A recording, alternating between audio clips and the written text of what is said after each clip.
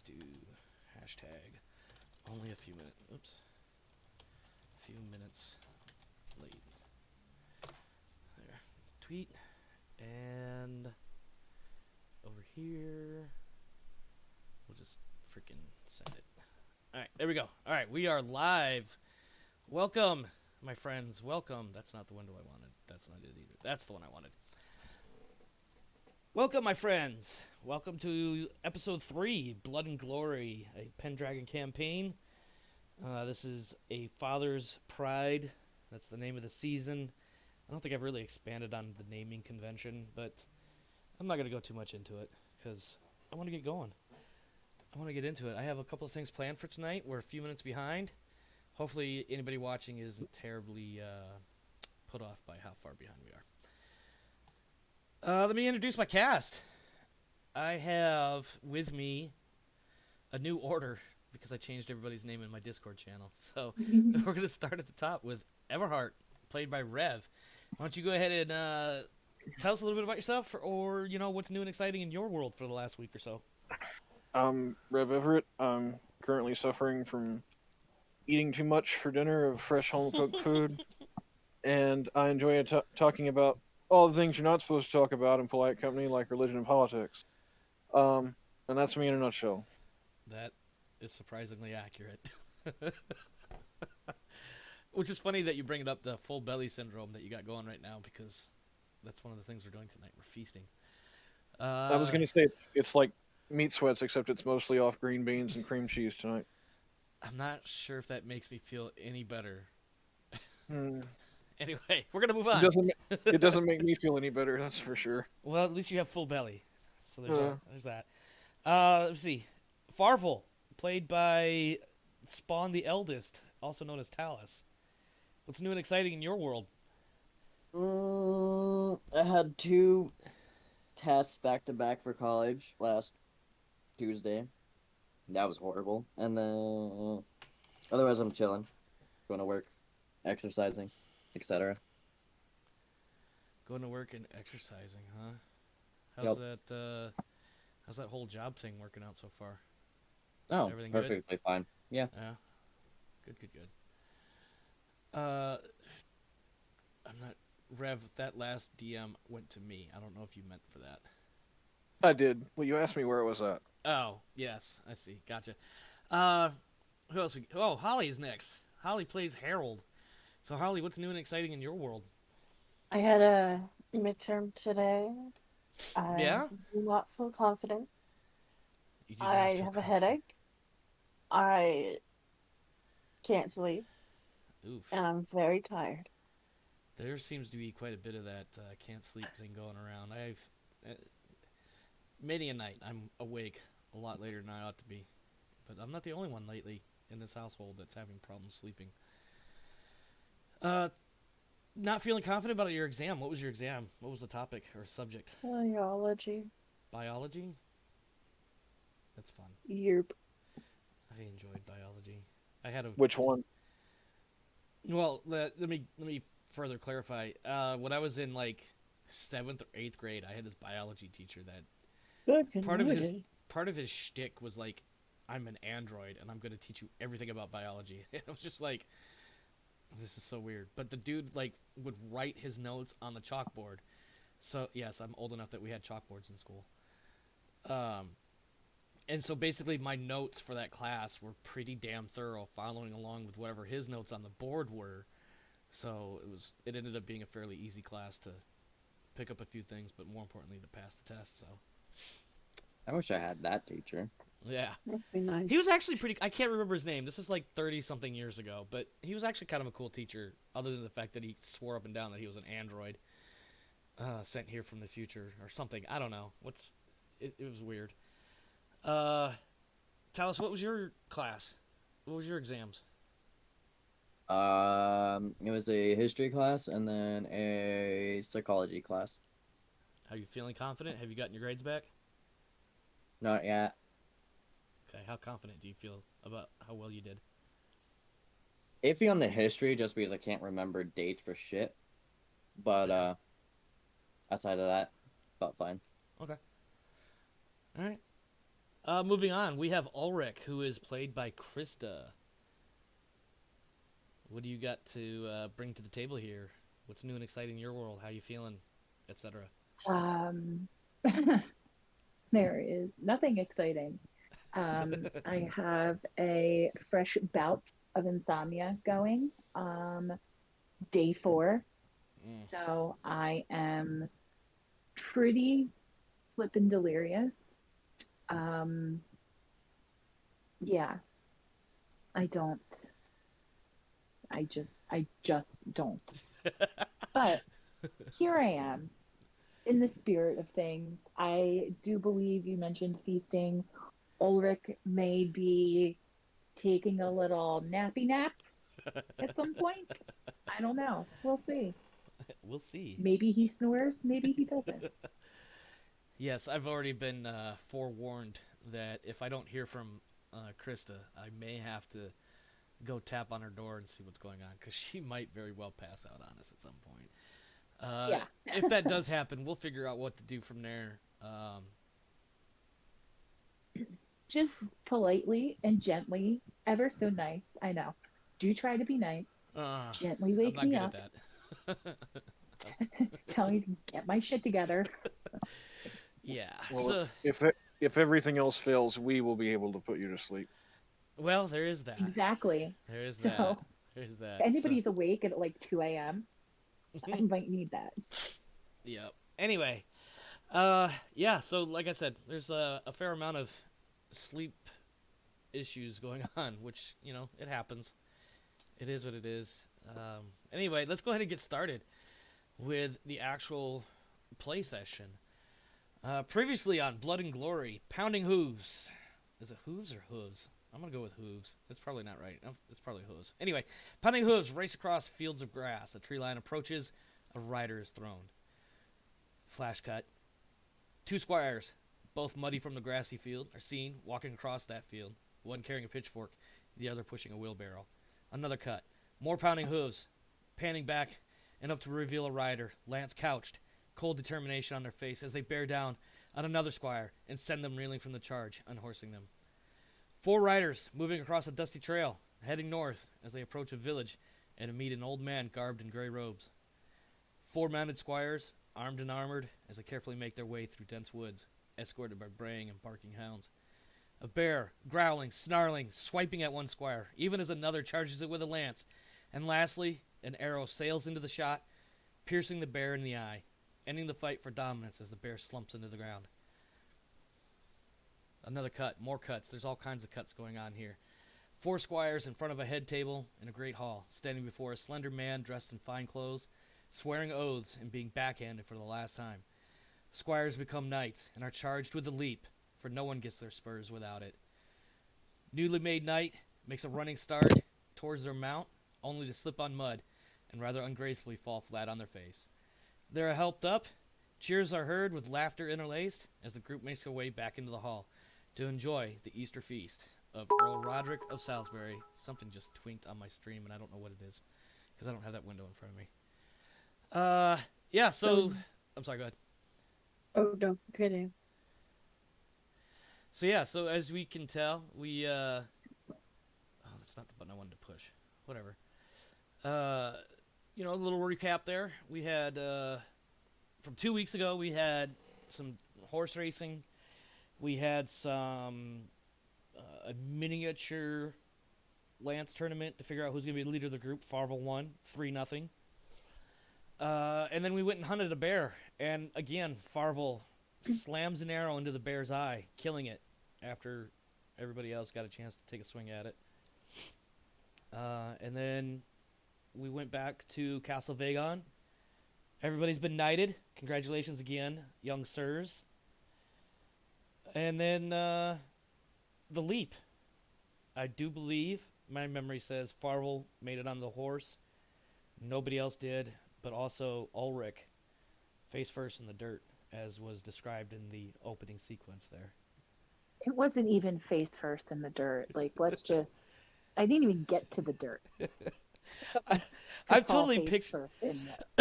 Like, I literally, tripped over my own damn 2 feet. Like it was bad. Oh yes, it was bad. It was funny though. Left with more than just a bruised ego, thank you. Yeah, I bet. I No think wonder my dad and grandfather died so early. Jesus. they knew ahead of time that they didn't need to prepare you. I was just a lost cause. Yeah. No, I keep picturing in my head that usually when you're starting to run, you've got one foot planted firmly, or your very first step gets that solid plant as the rest of your body just propels forward. And I feel like that one solid step was dead Not into a solid. mud puddle, and it's not solid. It's a slip, and that's what starts the Yeah. pinwheel motion, and then face first in the dirt.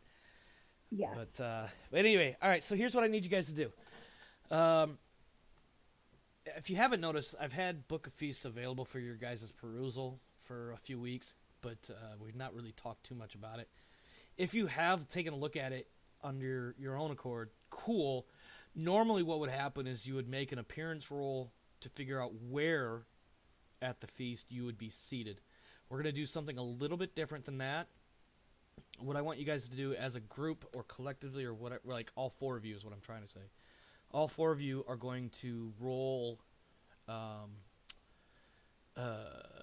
Good God, my brain is trying not to shut down, but it's failing. I need dice rolling channel. There we This go. will be fun. Yeah, this will be fine. It's all good. It's all fine.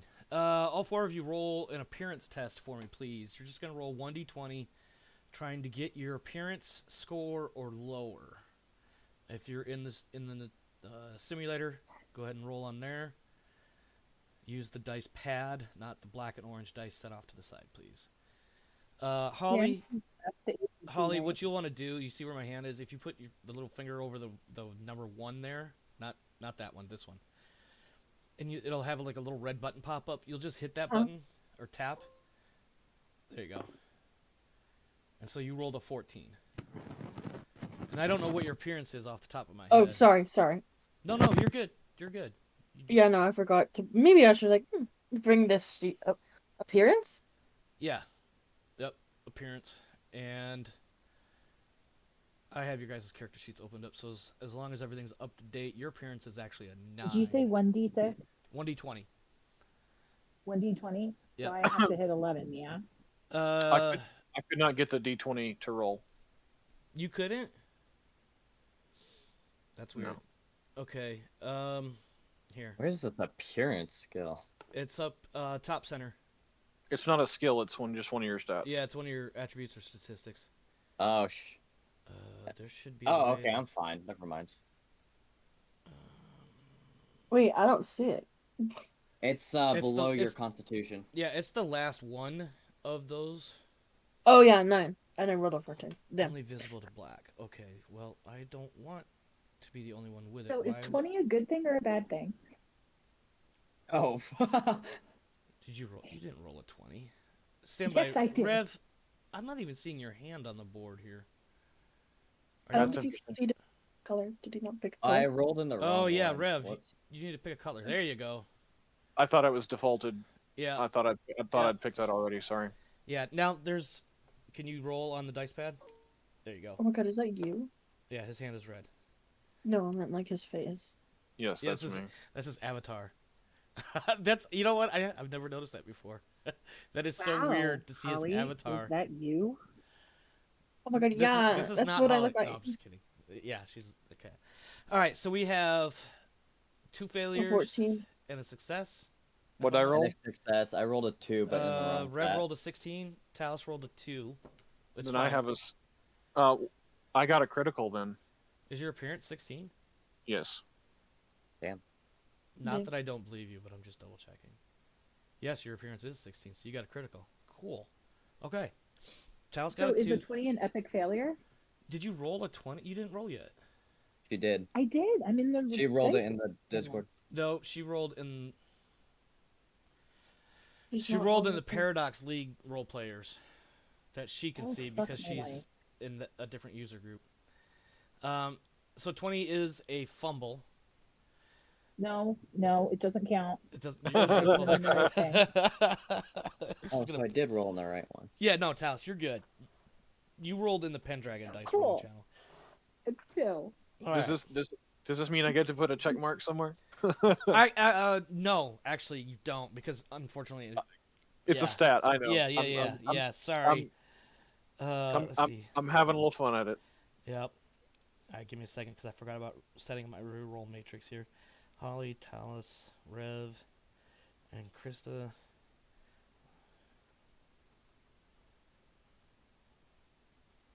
Okay. Better not dock me. All right, so what I'm seeing is 2 successes, a failure, and a critical. So here's how this will play out. So, at the feast, there are 4 different categories that you could be seated at. Above the salt is for like the head table. Near the salt is for those that are typically, basically the most prominent of guests, is probably the easiest way to explain it. Below the salt would be more or less everybody else, and then the floor, which would be mostly for like servants, squires, the lowest of the low of the people that might be at the feast. And by floor, what that means is it's not necessarily that you're sitting on the floor, although you could if you wanted to, but there is no actual chair at a table for you. I bring up the salt, or we use these terms above, near, or below the salt. Talus has Tabletop Simulator. That's awesome. So he'll be joining us here momentarily, I do believe. Yep. Sorry, got distracted because I had that little blink in the screen. The salt is, as we all know, salt is used for a variety of things in the medieval world. Medicinal, drying and preserving, and for seasoning. The feast is meant to be an expression of one's wealth and status, and by sharing that, that food and that camaraderie and that table space with everybody else is a way of showing that off. And the salt is just a part of that. The book probably gives you a far better explanation than I'm doing any sort of justice for it right now. So when you guys have a moment, take a look at it. It does have a pretty cool little block on what the different seating things mean. What that means for you guys in the process of the feast is, depending on where you sit, it will tell you how many points of geniality you get each round. Now that I said that, let me explain what geniality is. And also, if I'm going too fast, please stop me and let me know, because I'm kind of rushing through it a little bit, and I don't mean to, because I talk fast. Geniality is a score that you're going to keep track of for yourselves during the course, during the event of the feast. Geniality is kind of a measurement of how well received you are during the feast, how others look upon you during the feast, and there's a number of activities that are going to take place over the next real lifetime, probably the next hour or so, if not longer. The goal is to accumulate as much geniality as you can by the end of the feast, because at the end of the feast, however many geniality points you have translates into glory at the rate of 1 geniality for 10 glory. So whatever geniality you have, multiply by 10, that's how much glory you get from the feast. Does that make sense? Yep. Mm-hmm. Holly, Rev, you guys keeping up all right? I'm not trying to insult anybody's intelligence, but... Can you explain it one more time? Where... Oh my goodness, that short is annoying, isn't it? Yeah, sorry. I meant to, let me clarify, I was asking Rev specifically if that was annoying. I wasn't trying to throw him out there like that. It's unfortunately it's louder for you than it is for me. I just am aware of when it happens and I try to kill it as soon as I can. Yeah. Holly, where am I losing you in explaining that? The math. The math. Okay. So you're going to acquire points called geniality. At the end of the feast, however many geniality points you have, you multiply it by 10. And that becomes glory that you would put on your character sheet. Oh, okay. Okay? Without looking at the book right away, so my numbers might be a touch off. Below the salt, there is no extra geniality. Near the salt is +1 per round. And above the salt, I want to say is +2. It might actually be +3. It's immaterial at the moment. Because... Hey, there's Talos. Talos, make sure you pick a color. There you go.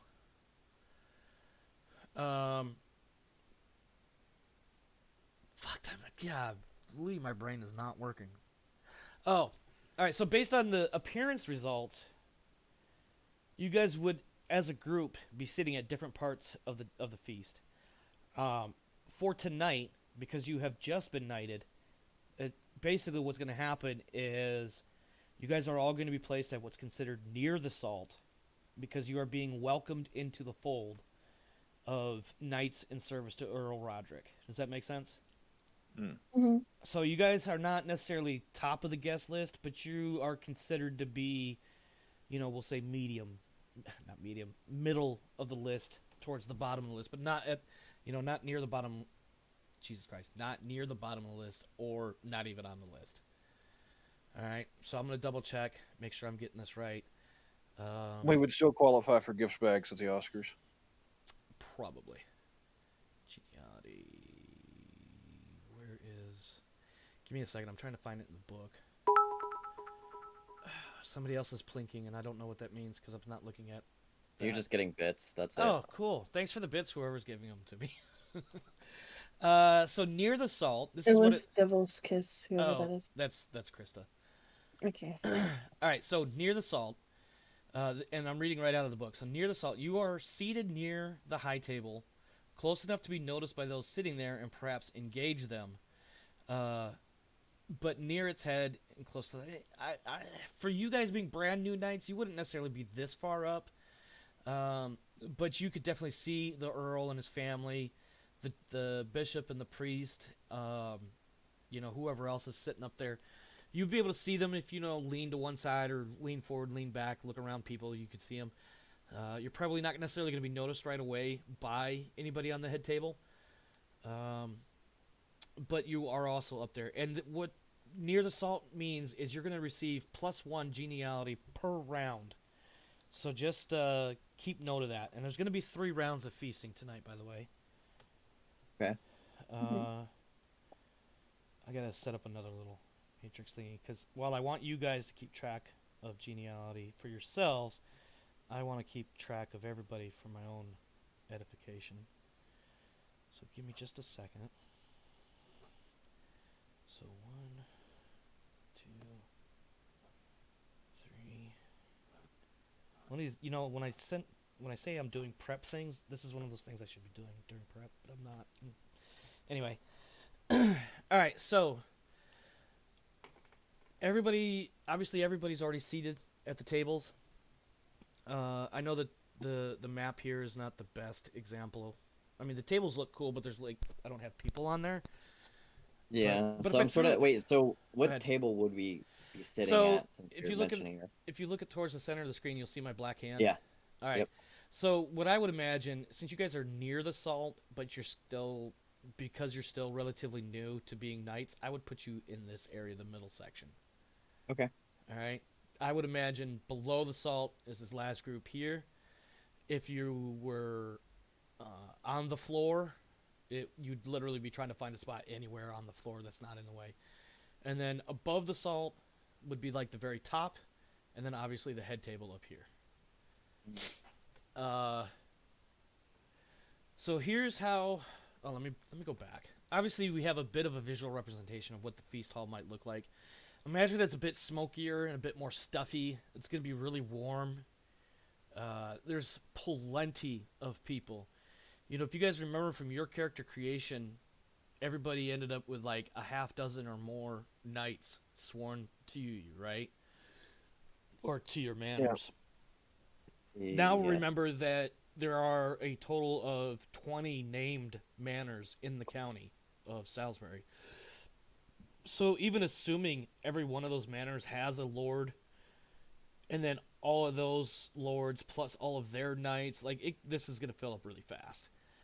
Which is also part of the reason why I don't have a lot of tokens in there, because it would eat up a lot of memory. Having said that, everybody's already been seated. Everybody's been in here. It's already started. Whatever prayers were going to be offered have been offered already. At this point, what we need to do, and I need to pull up my book again just to make sure I'm not missing anything. You guys are already in the feast. So here's what happens. There's 5 things that you can do in each round. You can draw cards, and if you notice, there's a stack of cards over off to the side there. You can indulge, you can flirt, you can gossip, or you can game.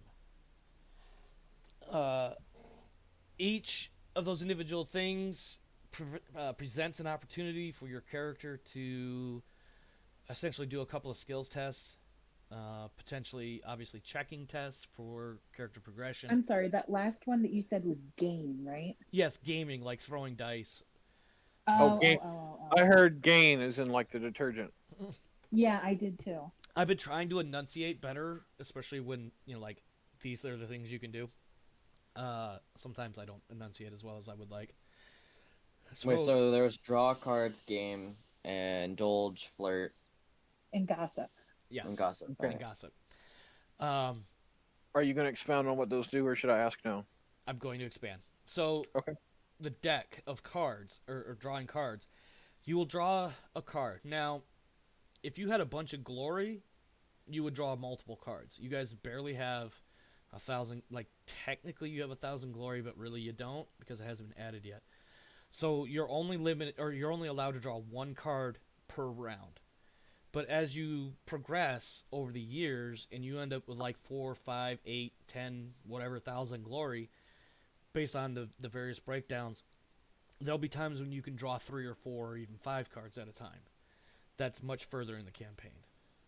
But what you would do is you would draw your card, choose your card.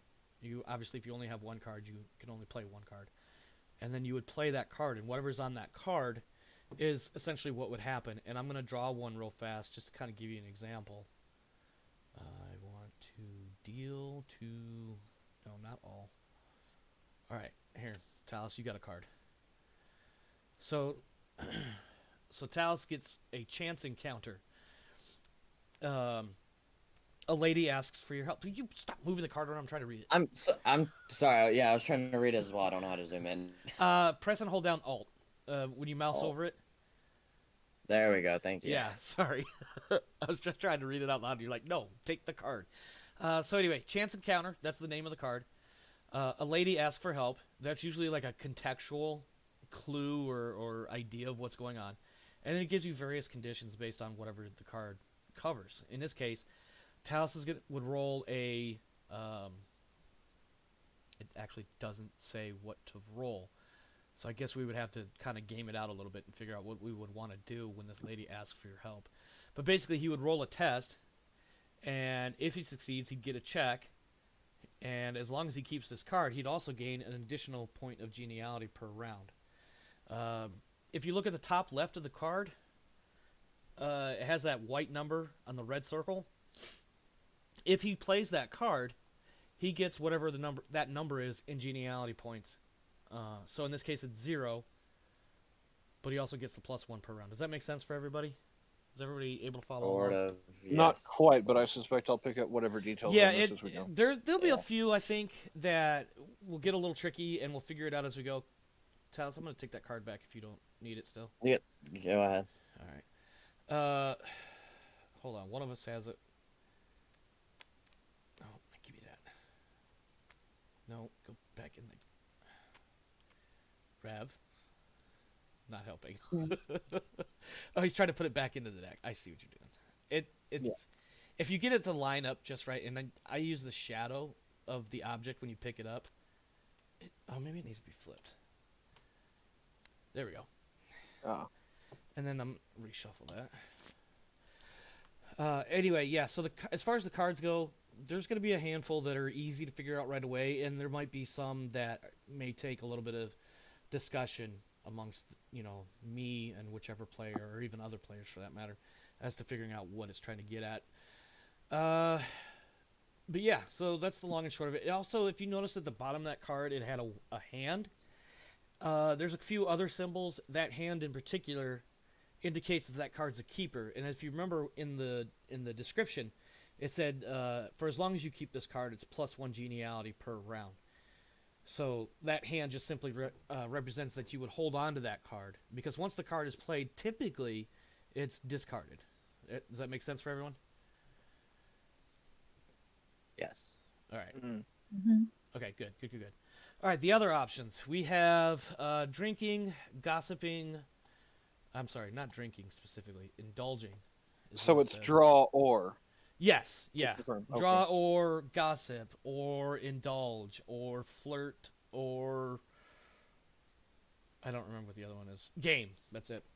So those are basically, like, mechanically speaking, they're just going to be a skill or a trait that gets tested, and then based on the results of that test, you may or may not check a skill or trait, or a certain The thing oth- may happen. Go ahead. the other things seem more obvious, but I'm curious about indulge. Okay, so for As indulge, here's what will happen. I'm going to read this straight out of the book again. If you're in the PDF for the book, it's on PDF page or book page 9. PDF is 13. Uh, Characters who drink and eat to excess this round, or who encourage others to do so, may earn the esteem of their host. Roll your choice of temperate or indulgent. If you're rolling temperate, you are making sure everyone else has enough to eat and drink through your own self-denial. On a success, gain a check on the relevant trait. If you fumble temperate or fail indulgent, you have overindulged on drink and run the risk of public drunkenness. And there's a whole other section in another chapter that talks about what happens in that case. The short version is, if you're drunk, you get a few points bonus for some skills, and everything else is penalized. And then based on how long you're drunk, at some point it actually goes up to like plus 10, and then minus 10 for the penalty side, and then eventually you pass out and you wake up sometime later hungover, something to that effect.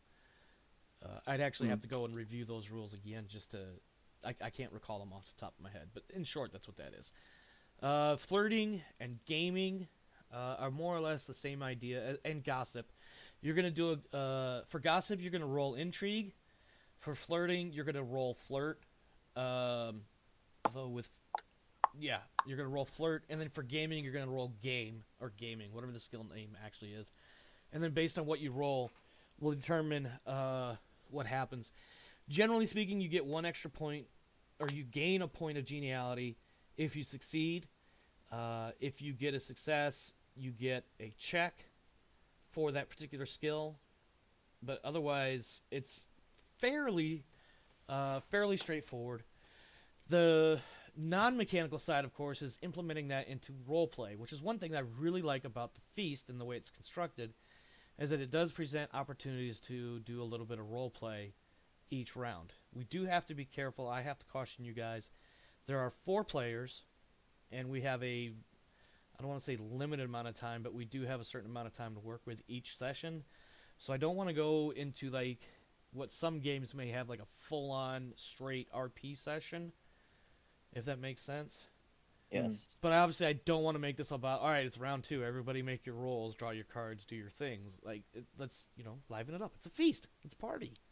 Totally meant to put my drink in a mug, and I didn't do it.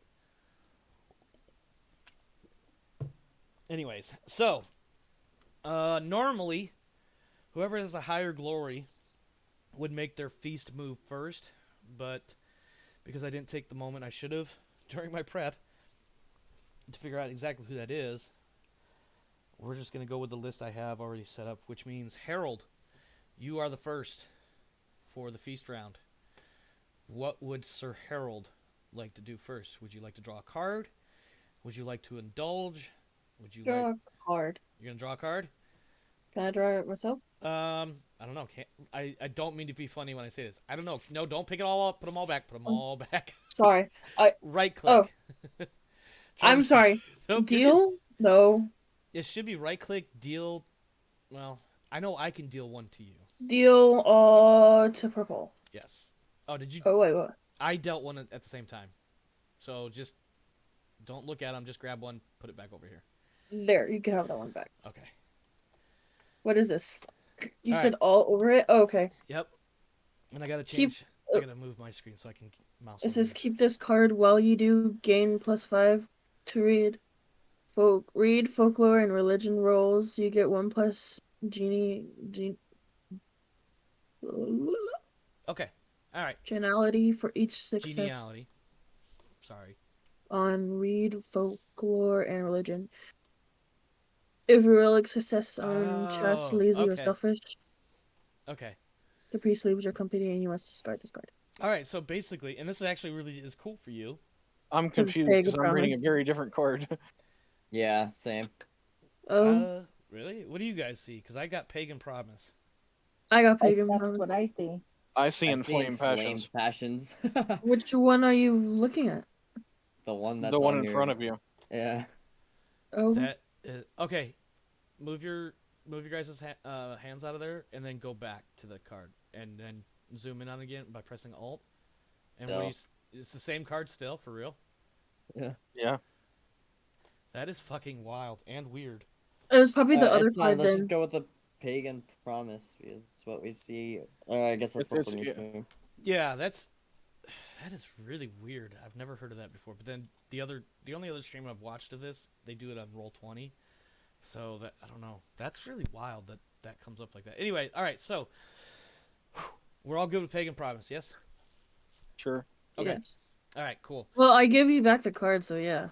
Yeah. Yeah. All I right. didn't even look at it beforehand. You know what? I'm gonna take a look at that top card real fast just to see what it is. No, I don't want to do that. Just put it there. Flip it. Nope, that's old friends. That's really weird. Okay. Alright, back to Holly's card. So we have Pagan Promise. So basically, I think the way this would play out is, like it says at the top, a pagan priest wishes to show his work. He hopes you will hire him afterwards as part of your retinue. So for the rest of the evening, you have a +5 to read, folklore, and religion. If you if you roll a success on any of those 3 skills, you also gain a +1 geniality for them. But if you have to roll chaste, lazy, or selfish, and you succeed, you lose the card. Does that make sense? Mm-hmm. So that you're gonna hold on that card for the rest of the night. You're gonna get 1 geniality right now for playing this card, because obviously it's the only card you can play right now. Okay, so for your notes for keeping track of your geniality, you're just gonna make a note that you have 1. But you get +1 per round because of where you're seated. So now you actually have 2. And then if through the course of the feast any of those skills that are listed on there you have to roll, then either you'll get some geniality or you may end up having to give up that card. Okay. All right, I gotta respond to a text message. Give me half a second here, guys.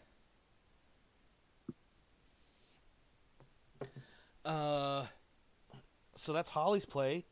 Sir Farvel, what is your plans for this? Oh, I forgot to tell you what the first rounds of food was. I mean, it is a feast after all. You guys ready for this? Yeah. You guys ready Yep. for this? Where are my notes? Where does it say? First course, roasted coney and haslet. What the hell is that? Okay, so roasted coney is just a fancy way of saying roasted rabbit. Oh, yummy. Haslet is like a pork meatloaf with some herbs. And it's spelled Haslet if you want to look it up as to various different, not recipes, different ways to prepare it. Too much of a hassle right now. Okay, I'll allow that one. I will allow that one, Rev. I choose a card. Go ahead, deal me a card. All right, you are white, so deal to white. And let's see what okay, so I see chance encounter. What does everybody else see? Everybody else have the same? Inflamed passions. I have inflamed passions. What the I fuck? see chance encounter. Because you're on the stream, right? You're watching the stream? I'm watching the stream. Yeah. But the card, what they're seeing from in Tabletop Simulator is different. But I've seen the That's- card. I've seen the card inflamed passions both time. The only person to see it accurately is the person it was dealt to and the dealer. Yeah, that's so weird that is happening though. That doesn't make any sense to me. It's inflaming my passions. Yeah, indeed. Okay. All right, so I guess the 2 people that need to see it are seeing the same thing. So there's that. which Yeah, we'll let's call that just a not. win. All right, Sir Farvel, a lady asks for your help. What kind of help is this lady asking you for? And what kind of help are you willing to give? Oh, it doesn't. I'm just curious since I Oh can't see the card. shit! I totally forgot one step for the first round. Doesn't specify. Oh God. Yeah, no, this one's actually kind of cool. Give me half a second. I Oh. need to look at. Okay. Gives me time to think. All right. Well, before you think, I need everybody to look at their indulgent scores. And if anybody has indulgent 16 or higher, I need to know. No. Indulgent. No. Holly, I mean Harold.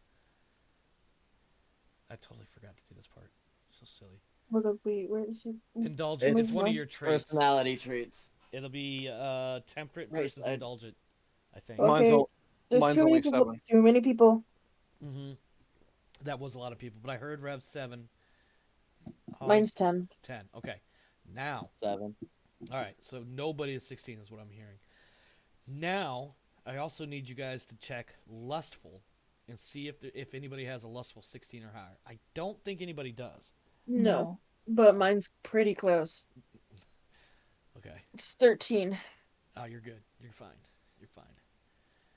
Farvel 7. and Everhart 7. and Ulrich. I already said no.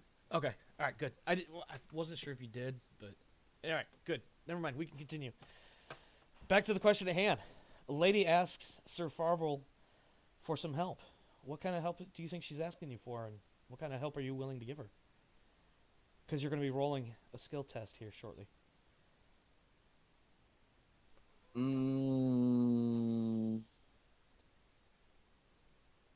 don't know. I don't know. Okay, well, here, let's frame it a little bit with this. The stories that people might be hearing about you are you, of the four, are one of the better hunters, one of the better knights, one of the better chargers or lancers or whatever you want to call it. You seem very capable in everything you set yourself to. So this person's coming to you. Let's say, you know what? Here, I'll just kind of see what I come up with. She's asking for help in dealing with Lance. But I'm phrasing it that way specifically in case your character may be wanting to lean a different way regarding Lances. I don't mean orientation. I mean... Why don't you just come out and say it? Yeah, at this point I need to. Yeah, what are you stalling okay, for? so what okay, let me ask this. What is Farvel's lust again?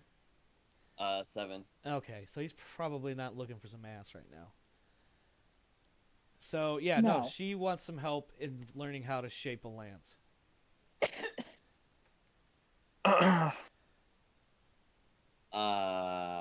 Sure. Okay. I actually need to look at the character sheet because I totally pulled that off the cuff, so I need to see what skill that might fall under. Oh my where God. is he? You know what? Just roll your lance skill. Oh, 1d20. Yeah, there's this little thingy down here. Just put the index finger right over the top of the 1. It should have a red button pop up. And you failed. Okay, so gain the appropriate nope. As long as you keep it, nope. Discard this card if you interact. All right, so you can keep this card. As long as you keep it, you'll gain 1 geniality per round. You get your 1 geniality bonus for this round, but I'm not going to give you another one because 1, there's a 0 up there, and 2, you failed your test. So just hold on to that card. All right. Wait, so the top left, you can only have... Yeah. Sorry, that white... you said something about the 1? Yeah, so okay. So because you guys are seated near the salt, you automatically gain 1 geniality per round, period. Got it. Okay. The top left of that card has a white number. In this case, it's a 0. So you don't get any geniality for playing this card or using it or whatever you want to call it. Uh-huh. Also, you don't get any geniality because you didn't pass the test on there. But because you're allowed to keep it, you'll keep as long as you keep that card, you gain an additional geniality per round. Okay, got it. All right, so I'm gonna.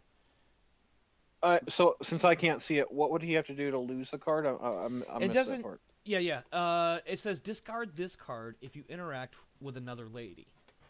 Ah, So, with that in mind, Farvel, why don't you go ahead and generate yourself a female name for this lady? Make note of it for the moment. Well, as I move on to Rev. A generator can use or Yeah, something. yeah. Well, Linda. I'm sorry. Go to fantasynamegenerator.com or something like that. Try that. All right. That should get you in there, and then come up with a name for her. And if you interact with another lady at some point during this night, you'll lose that card. But the other reason why I wanted you to come up with a name is this could be a future spouse of yours if things progress appropriately. Okay. All right? All right, Sir Everhart, what are we doing? Are we indulging? Are we gaming? Are we drawing cards? well, I think drawing on a combination of my knowledge of heraldry and who's here, particularly at my table, I'm going to be also leaning into my energy, quickly trying a variety of dishes, deciding what tastes good, recommending things to people, just trying to liven the mood Mm-hmm. and and sort of be a bit entertaining at my table. Okay. Sounds a little indulgy, which is fine. No, I'm trying to be more helpful than. Right. Okay. As far as the 5 round mechanics go, which one are you leaning towards here?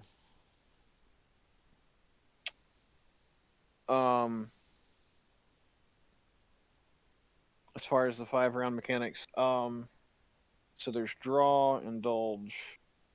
Um, I can recommend gossip or gaming because those would be great ways to learn about current events. And that is not necessarily meant to be a GM hint insofar as moving the story along, but it is something I throw out to the table because as cool Well- as I'm sorry, go ahead. I don't want to cut you off or whatever. right. Well, um, shoot. I guess draw a card. Okay. You are red, so deal red. No, I see. Hostess needs advice. Correct. You have a hostess card. Not that it matters as much for us right now. If you were to draw multiple cards and you came up with a hostess card, you must play the hostess card. Again, Okay. it doesn't matter because you have to play this card no matter what the situation is. So for the good of the group and the viewers at home, hostess desires to speak with you about some problems involving another lady. You're gonna roll intrigue. Oh, hold on. No, okay. You're gonna roll intrigue, because if you notice right there, it says in the middle of the card intrigue, and then it goes into success conditions.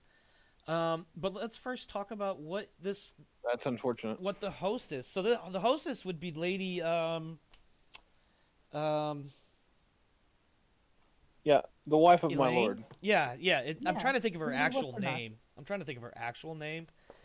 I want to say it's not Lady Elaine. It's hang on. Oh, here we go. Lady Ellen or Countess Ellen. I'm going to suggest, and I will let you determine how you want to go with this.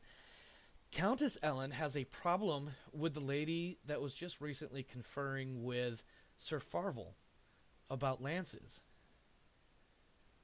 The particulars of the problem is, you know what?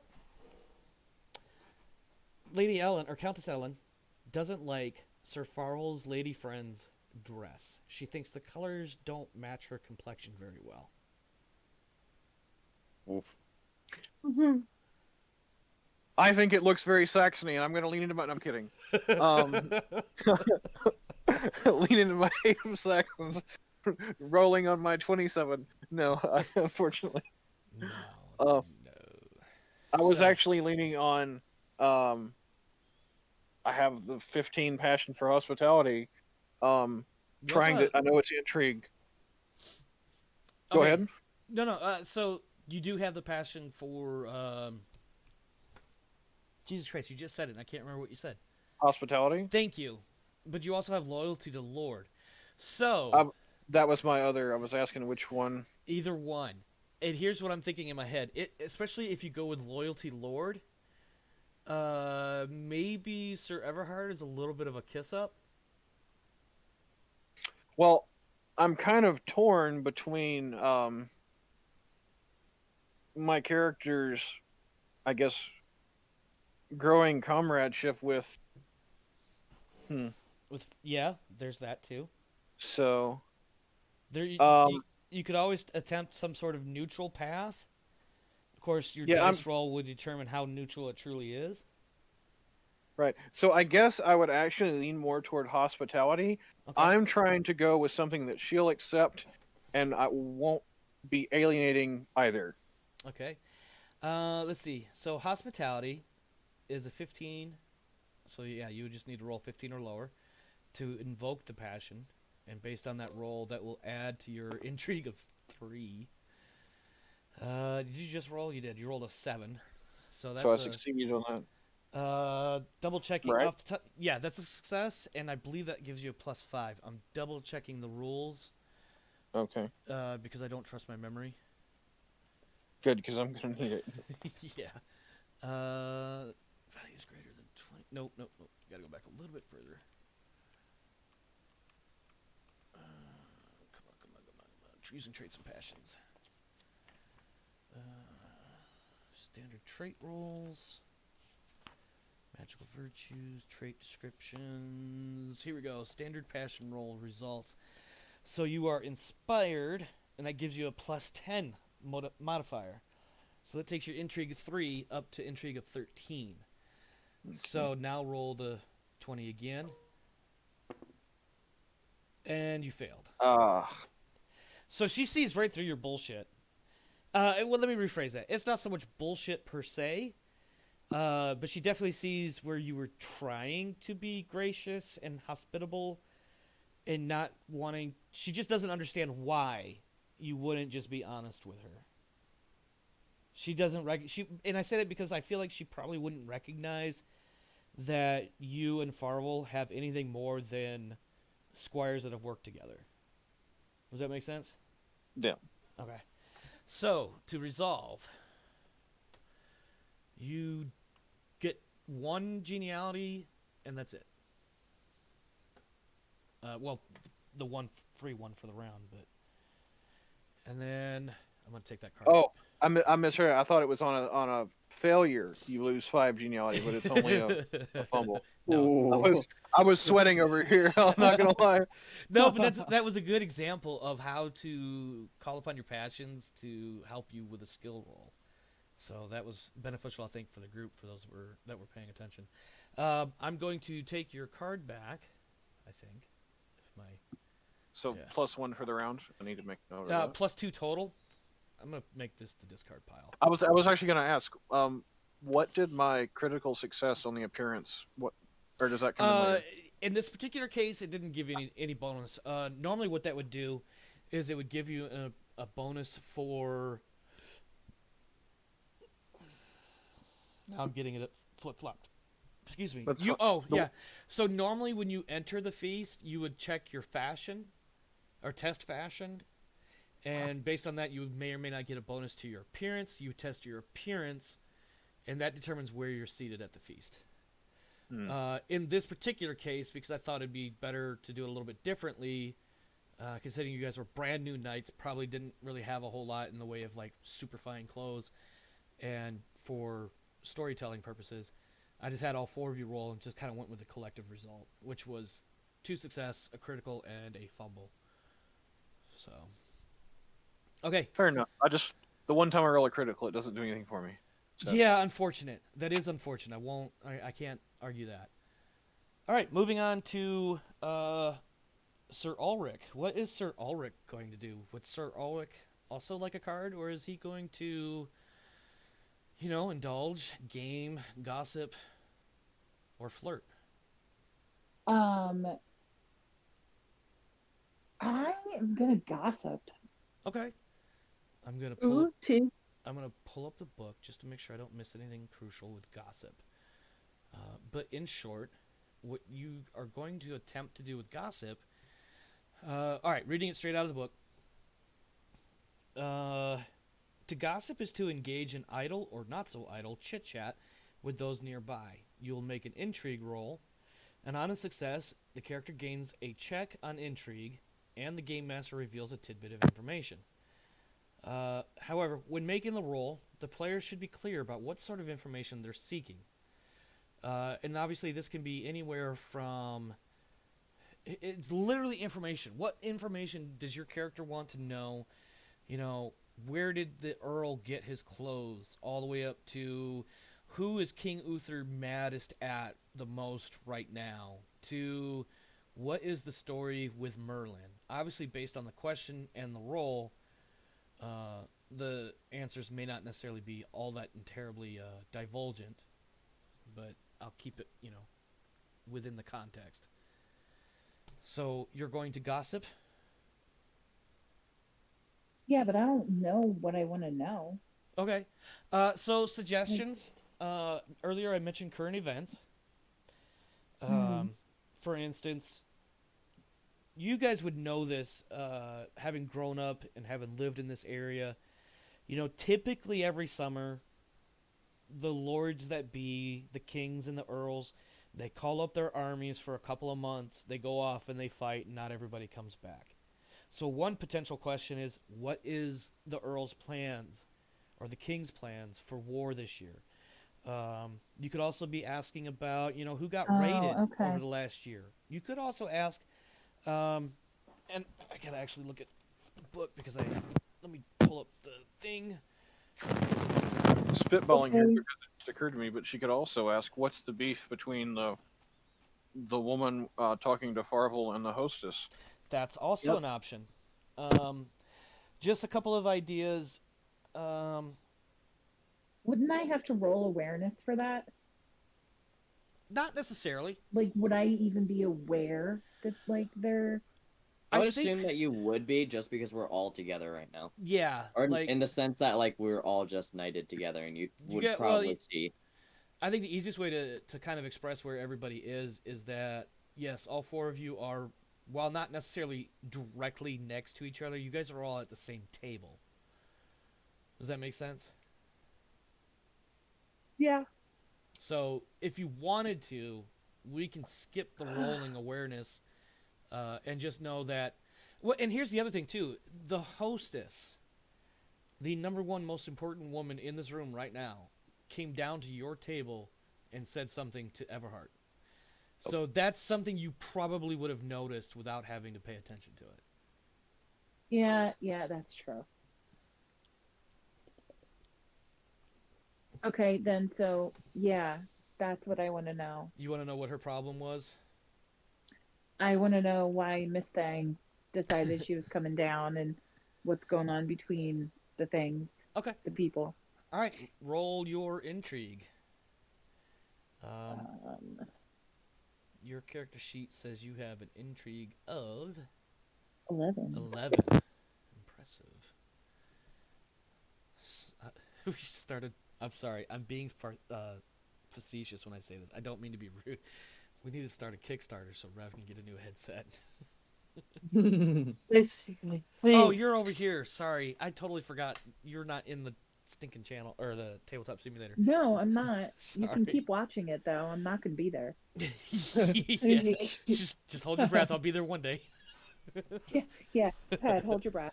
Okay, so 13 and you needed an 11, correct? Yeah. Okay, so that's a failure. The long and short of what you do get doesn't really seem to add up. It's just maybe you said the wrong thing in the wrong tone at the wrong time, and the people that you're trying to rub elbows with, they're not following where you're going with this, or they're like, Well, yeah, look at because I'm this. the asshole that just fell on his face. Yeah, So who's there's gonna that. talk to me? In fact, that's actually one of the Like- responses you get. Is aren't you the one that fell? That was some pretty funny shit. And that's all they say. Like they do a little tap you on the shoulder or something, wish you good well, and then they move on. They don't Right. even Aw, answer that's your question. cute. Yeah, You're yeah. still here. Yeah. Yeah. All right, let me check the book real I fast. noticed a theme for my family. They're just not very well relied on. Yeah. Okay, so no extra geniality for you as well. And now we go to round 2. But I still get +1, right? Yes, you get the 1 because you're near the salt. Right, because I'm near the salt. Correct. Ooh. Okay. Round 2 or second course. This time we are served some roasted pigeons and pheasant. Roasted pheasant as well. Ooh. Um, Pan fried in a little butter. yes. Yum yums. Crispy skin. You Anyways. get those beaks right in between your teeth. Mwah. Yep. Chef's kiss. Yes. All right, so we are on to Sir Harold. What is the play for Sir Harold on this round? I want to. Take a nap. Take a nap. Okay. Take a nap while I think about what I want to do. I could roll against something, huh? You could draw a card. You can gossip. You can indulge. You can game. You can You flirt. can flirt. You Yeah. can flirt. I want to flirt. Do you Okay. like bread? Do you like bread? Do you like Oh my bread? god. Oh my god. Oh. Okay, so what kind of person is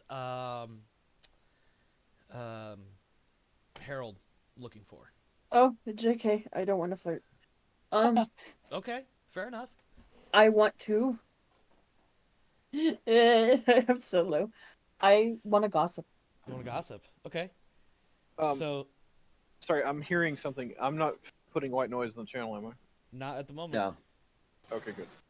Oh, no, you did. Yeah, right as it, you're good, Rev. You're good. It I was like, hearing a tiny, faint bit of white noise over my headset, and I thought, uh-oh. No, I that want to was- gossip. Gossip. Okay, so you're gonna roll against intrigue. What is your intrigue? I don't have your sheet right in front of me. I do, but I gotta like alt tab and shit. Intrigue is a 3. 3. There were all 3, so I could have literally done anything in my life. You can call upon your passions before you roll. That is an option. Oh wait, oh yeah, you said I could also draw, huh? You can draw. You can draw a card as well. I will draw a card. Okay. I got it. Do you? Deal. Purple. Yes. There you go. All right. Now the Test of question strength. Is it the same for us? Well, so here, just moving forward, I think this is what we'll do. As long as the individual player in question and the dealer see the same thing, we're good. Test of There's strength. flame Yeah. passion for both cards for me. So I think it's just a bug. it's got to be a bug because you guys Yeah. keep getting the same one. Okay. All right. I A guess test of it's people like inflamed passions. I'm sorry. What? Oh, That people like inflamed passions. I guess so. So a test of strength to determine the rival's strength if unknown. Roll 1d6 plus 12 All right. on a Okay. tie. Roll. I got you. I got you. Okay. All right. Are you Okay. ready? Are you ready? We're gonna do a small bit of role play and then we'll start rolling and stuff. You ready? Oh, you have Okay. a rival now. Yes, Oh. because Oh. this old female knight, who appears cheery, but has what could be considered a delicate physique, comes up to you, and she says, "Hi, I think I'm trying to figure out how to say this. Hold on, because I've got actual so totally aside, I managed to convince somebody, Eric Vulgaris specifically." Inadvertently, I was asking. So here's how it went down. I asked Eric Vulgaris one day. I said, "Listen, I've been watching your stream. You seem to apparently have some sort of random night generator, right? Because whenever he needs a night, like totally random, you could tell in his stream, it's random. He just comes up with this shit right out of nowhere with like a slew of stats and notes and things like that." And he was like, "Listen, I have a bunch of macro-based stuff on a spreadsheet. But there's this website called perchance.org. There's your plug, perchance.org. Not that they're sponsoring me or anything. And so basically, what he did was he went in and he actually got around to doing something he had been meaning to do, just never did. Slammed all these macros into this little website, and now I have a random night generator. Thank you, Eric Vulgaris. It's also his birthday today, apparently. Anyway, so I have this person generated. Their name, they introduced themselves as Sir Myth. That's MYF. If anybody wants to take down notes. I probably should too, actually. So, print screen. Anyway, this individual comes up to you and is it's this, you know what it is? It's this little old lady looking person, right? And they come up to you and they're basically like not so much talking shit per se, but they're definitely implying that they are stronger than you. And they want to arm wrestle you. Bet. Is that what the cards is? Arm wrestling an effective or appropriate thing for? Yep, it actually says arm wrestling on there. So, Yeah. If oh Jesus Christ, there Yeah, we go. he challenged you to an arm wrestling match. Yeah. So this would be just a quick little opposed strength test. So you're gonna look at your strength. You're gonna roll 1d20 against it, and then I'm It's a gonna roll. 1d20 plus 12. No. Oh wait, no, JK, I lied. Yeah, I have Sir Myth's strength score randomly generated, so I know what I'm rolling against. So that 1d6 plus 12 in this particular case doesn't matter. So just when you're ready, roll your dice, and we'll try not to make a mess of the table as somebody's arm gets slammed into it.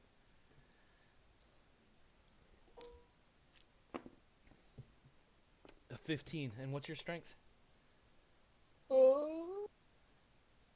Why does it? 15. Ooh, you critical strength. Oh, thank God! I Nice. reacted this. All right, Oh God! All right, so I have to roll against a 17. And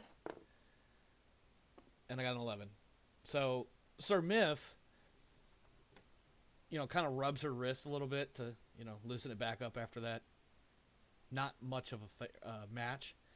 Kind of gives you like a little wry grin and says, "Well done," and moves on off back to wherever the hell she came from. This scrawny old knight person.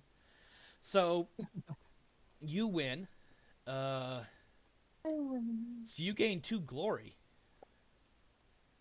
And it doesn't actually give you any geniality. But that's okay, because 2 glory is worth 20 geniality.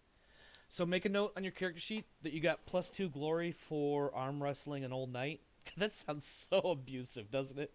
I'm misunderstood. I thought you said it was the other way around. I thought like 1 geniality equaled 10 glory. Yeah, that's what I thought too. Nope, you're right. I did say it because it's whatever your geniality is times 10. So that's actually 0.2. I don't know. That's enough math. All right, so make sure you note your 2 glory, Holly. Mhm. And then I need that card back. Not trying to argue with the GM. Just want to make sure I understood. No. You were right. You were right. I was wrong. I did grab the right one. Also, Holly, you had.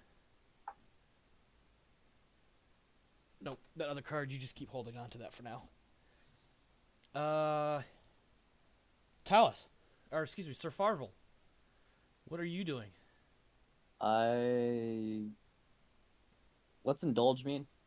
So basically, you're going to storytelling side. You're going to either eat and drink a bunch, or conversely, you're going to make sure everybody else gets their fair share and then some before you indulge.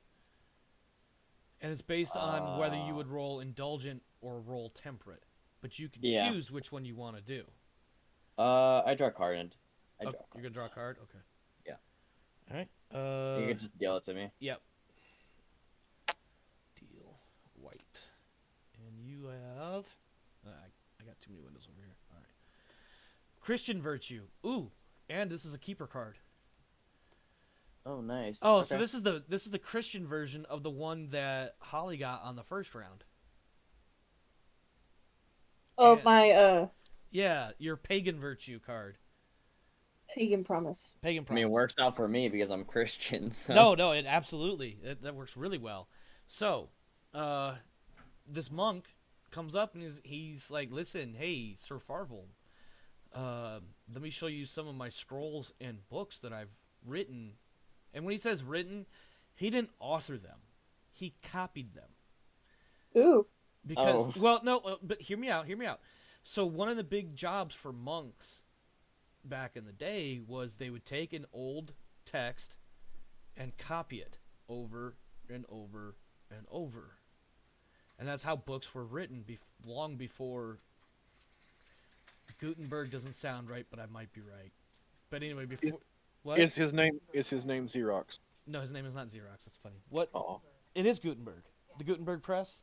Yeah. So before books could actually be published or printed in mass, they were handwritten, and monks would... Over and over and over. Exactly. Yep. So what he's showing you is that he's not only... Obviously, he can read and write, but he also has legible penmanship, accuracy from one copy to the next. You know, he's not skipping words or missing punctuation marks. A lot of books and whatnot back then would also have a lot of artwork worked into like the margins or the headers of paragraphs in order to keep it from being a boring wall of text. Mm-hmm. Above board for RP reasons. Can Farvel read? That's a good question. Can Farvel read? Can you? Well, everybody had so everybody had a read Latin 0 was the minimum score. So if you didn't put any points into it, I don't think any of the four of you could read. Nope. Nope. Ironically, Everhart can because he put 10 freaking points into it. Yep, Rev's the only one that can read. However, I'm admiring the words. He's admiring the pictures. yes, no, that's exactly what it is. So Rev's appreciating the monk's ability. Farvel's just like, that's a really cool bunny rabbit right there. Funny story, bunnies come up a lot in early Like medieval Everhart's text. just like peering over his shoulder and like, what do you got? Oh, that's cool. Oh, that's an interesting script you have there. Anyway, so he's trying to basically sell himself to you. Obviously, you don't need to make any rolls right now, but if any of those skills on that card come up over the rest of the feast, various results may apply. Got it. It was a one genealogy card, correct? Yeah, it was. And I did that already. Okay. What's that mean? I'm sorry? How much geniality did I get this round? What was I have you down for 3 for this round alone. Oh, yeah, keep this card. Okay, that's why. Because you get 1 for the salt, 1 for that card from the first round, the lady. So did I get 2 geniality in the first round? I have 1 in the first round and 3 in this round. I'm here again confused. I thought he only got a point of geniality for that card if he got the roll. I thought he just got to keep the card in case it came up later. I didn't think he got a geniality off that first card, but that's because he's trying to understand the rules. Yeah, no, that's fine. So the first round, chance encounter, we chose a skill, he rolled it, he failed, so he didn't get anything for it. There's also a 0 card, so he didn't get anything for that, but he keeps the card and gains an additional 1 geniality per round. So I'm gonna assume that you know what? I guess supposedly. I guess you would. You know what? We can argue that you could have gotten that extra geniality from this card from the last round because you had it last round. That was sort of what I was wondering. Yeah, no, we'll do that. So 2 for the first round and 3 for this round. That's all what right, I've so got. I'm at 5 right now. Okay. And that concludes your turn, and you have 2 keepers there. Sir Everhart, what are you doing? I believe I'll draw a card, but for the record, I still think the monk that's showing him the documents should be of Byzantium origin, and his name is Xerox. That's kind of funny, but no. Xerox won't work. You can call him Zero. No, that probably shouldn't work either. Well, I mean, doesn't Xerox sound Greek? I mean, I know it's not, but... No. I'm pretty sure chapter 1 or 2 actually... chapter 2. It actually says don't use Sir Xerox. I might be wrong. Somebody look that up if you want to. I'm pretty sure when it's talking about character names, it specifically says there's Okay. nobody named Xerox. Okay. Moving on. I'm only saying that because I found it utterly amusing that that example actually fucking comes up right now. Anyway, Rev, you're drawing a card, yes? Correct. All right. Let me go ahead and draw the card for you. So, draw. No, deal, stupid. There you go. Who are you?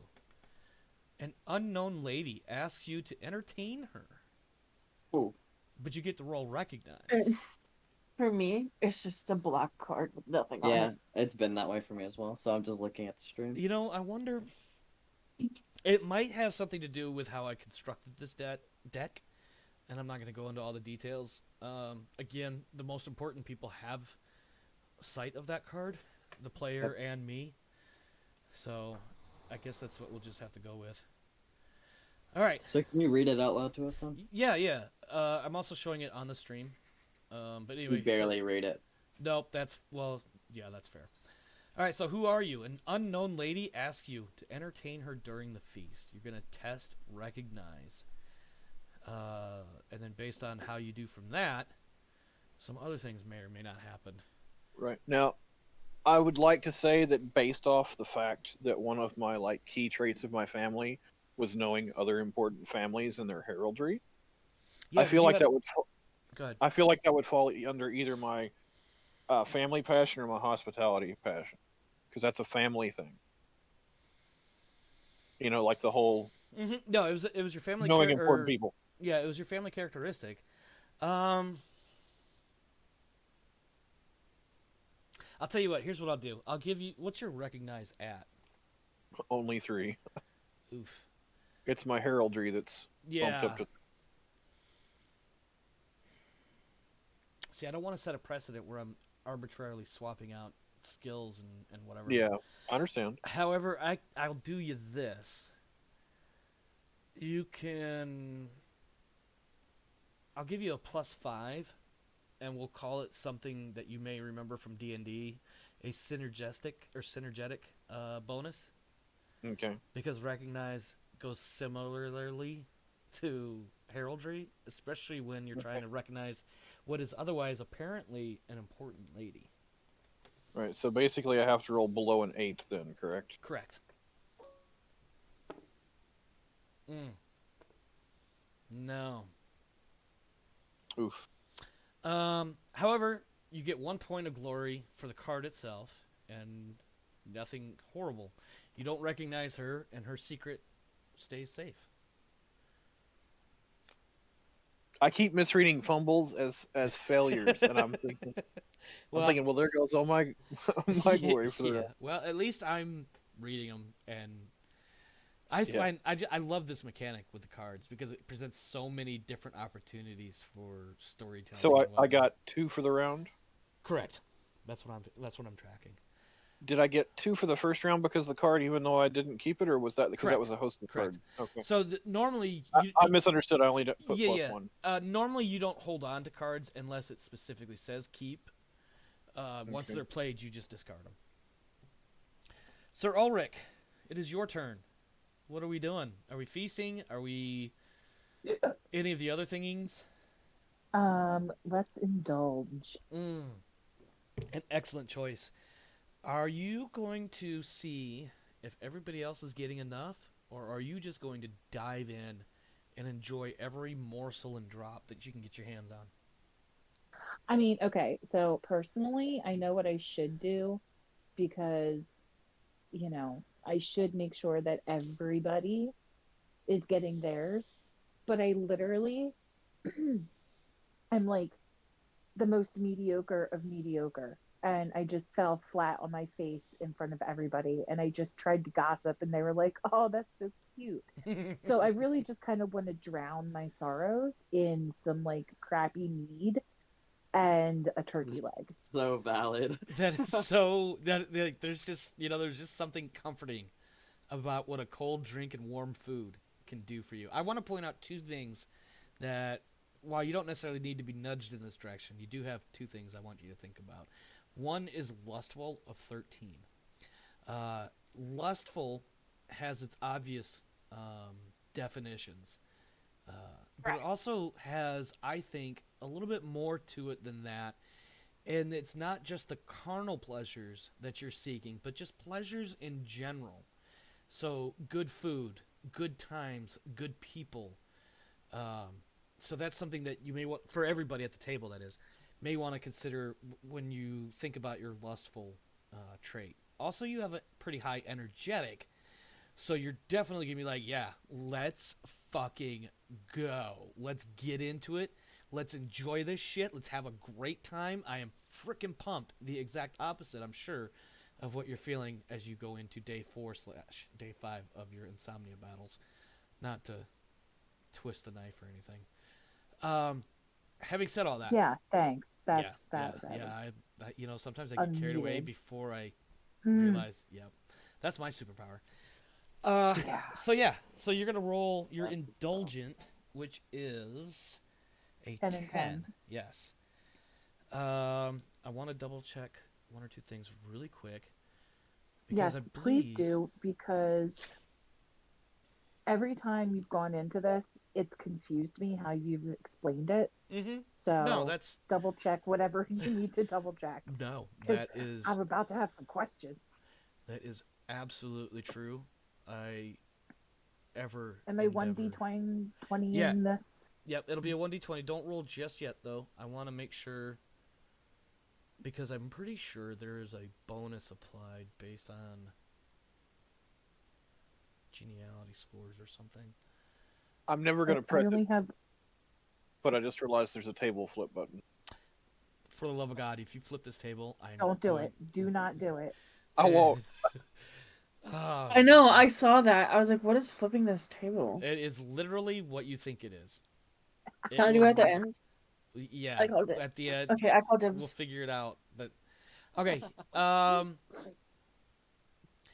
thought there was a bonus in here somewhere based on how much geniality. I'll figure that out later because I don't want to get too far off. So we'll just go with your indulgent of 10 to get indulged. Are you ready? Yes.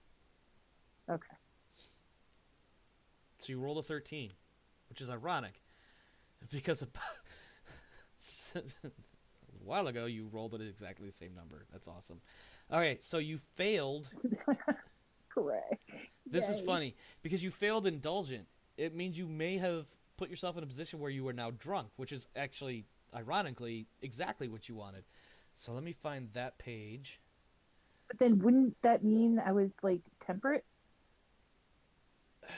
You know, or let's just go with you failed indulgent, which means you might be drunk. okay? Let's just go with All that. right. Well, Let's just go with that. again, I was the asshole that fell flat on my face. Yeah, no, I I feel think like. everybody will, Go ahead. oh look, that poor bastard. Hmm. Like, I feel like at this point we could just roll with what we're doing right now simply for the storytelling, and it makes sense. You've kind of had a shitty day. You've been up all night, stuck under a tree, praying to some ancestors that don't know you because, well, they died, and they didn't prepare you, and now you went and made a fool of yourself by falling flat on your face, your first official duty as a knight. And it's a feast. You can't talk with people, apparently. You're like me. You can't interact with people very well. And great. so now you just want to get drunk, which is ironically also like me. But anyway. Ironically, I'm Ulrich is you. This is Okay. So, I was gonna say for, and I'm not the GM, but for RP purposes, it almost seems like you were trying to just kind of bury your sorrow in your food and drink, and trying not to be noticed, and your fail roll means that you're gonna get noticed for overindulging. well, that will depend on how this next roll goes. Fair enough. It's not Oh. my. Yeah. I was trying to interpret No, the that's. fail great. in a way that I made think sense. if I hadn't already had this set up, or what I'm about to do, like already figured out, like I would have been like, okay, no, actually, that's really cool. But I got the numbers I need. He's already plotting. Yeah. Okay. So, your next roll will be another indulgence roll, okay? No, come on, man. But you get a bonus. You You get a bonus. I'm gonna ask you Now, early when you described what you want to do, you said mead. I'm gonna ask you: is it really mead, or is it wine that you're drinking?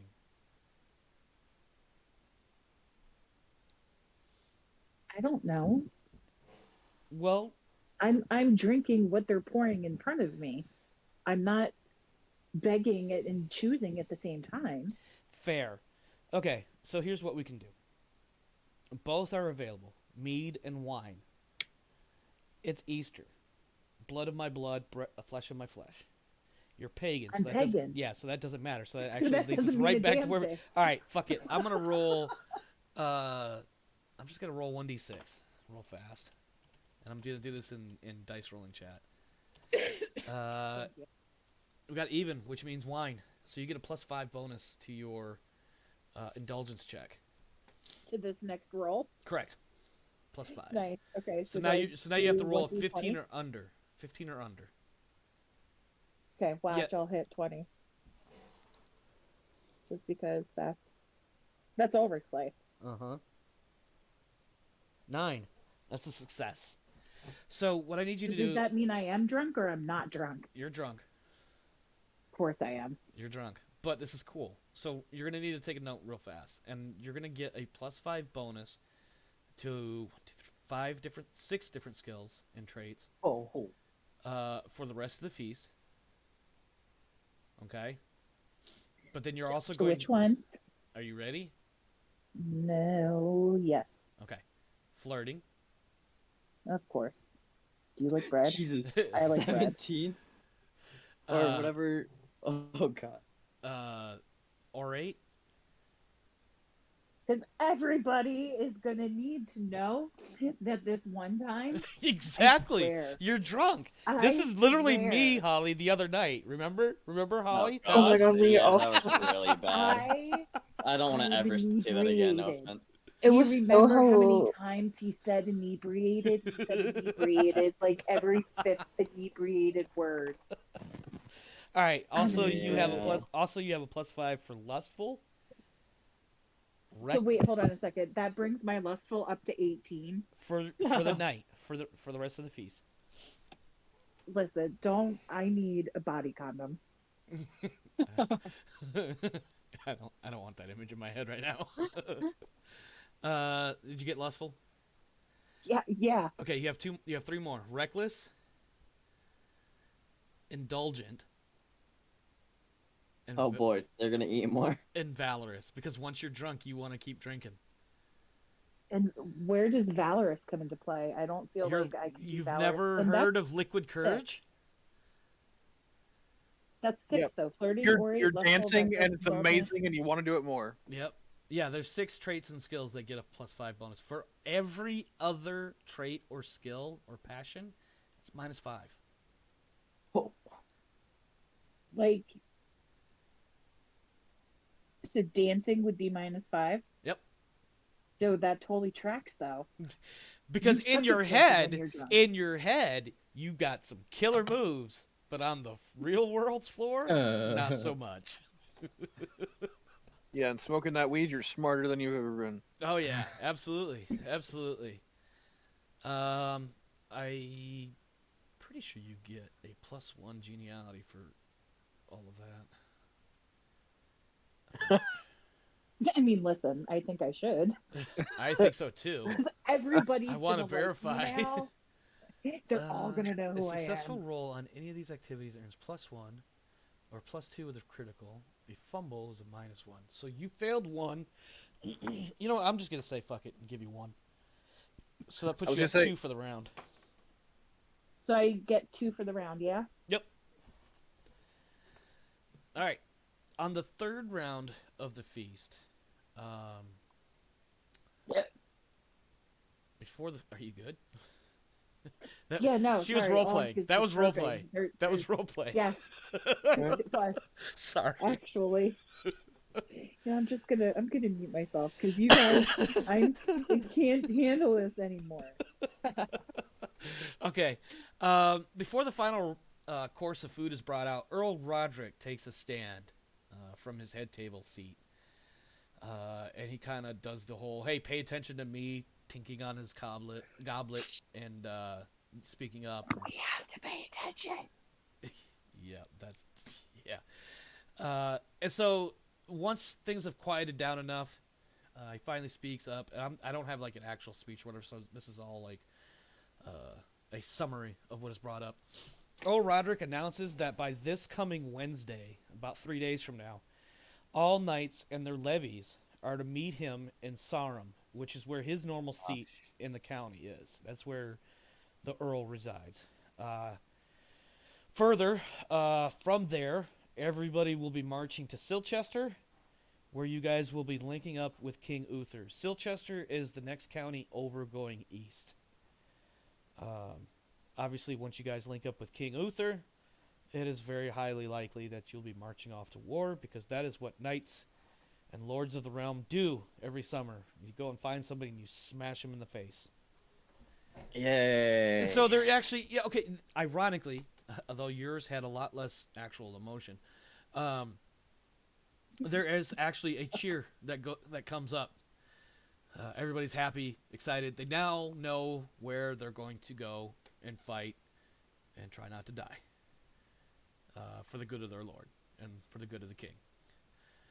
And with that, Earl Roderick sits back down. The final course of food is brought out.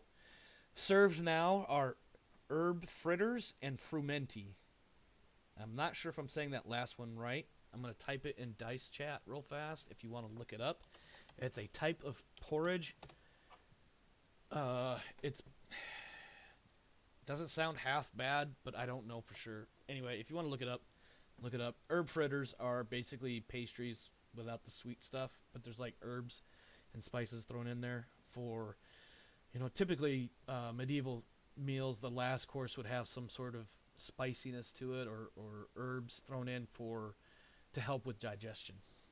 So, with that said,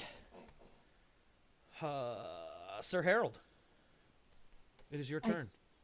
What are you doing? Oh, finally? What are you doing? Sorry. No, you're good. I am indulging. Indulging. All right.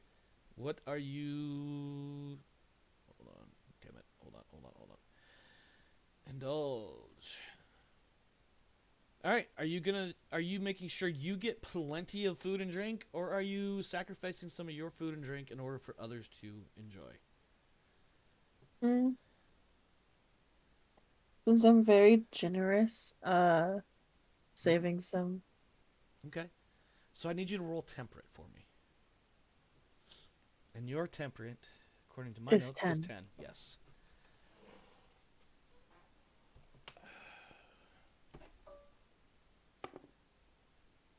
And you succeeded.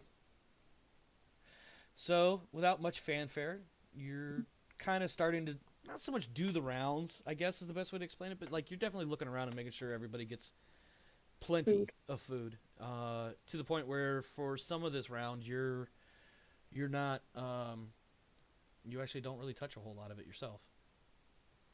What is this? I don't remember off the top of my head. Okay, nope. So you get, hold on.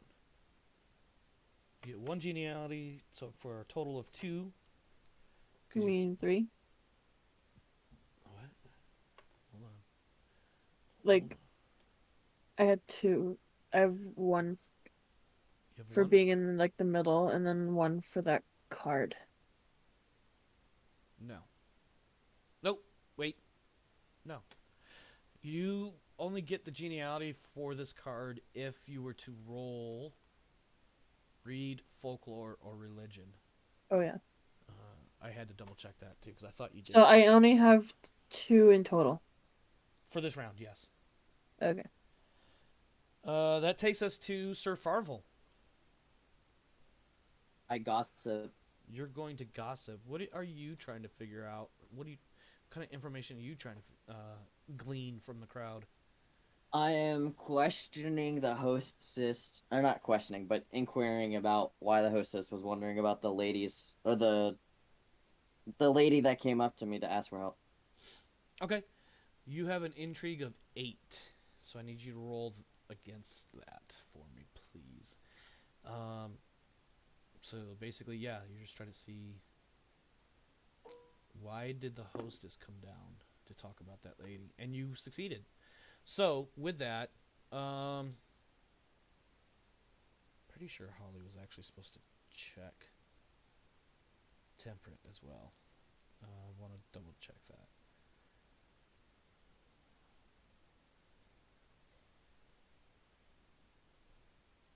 You know what? Check temperate, Holly. Oh, you know what? Because you chose temperate because of your generosity, check generosity instead. 13. No, check. As in it's a test. Oh, check it. Oh. Yeah. And then, Farvel, you just rolled intrigue with a success in the feast. Go ahead and check intrigue as well. Intrigue. So I forgot where intrigue is. it's in the middle. Like middle of the character sheet. Got it.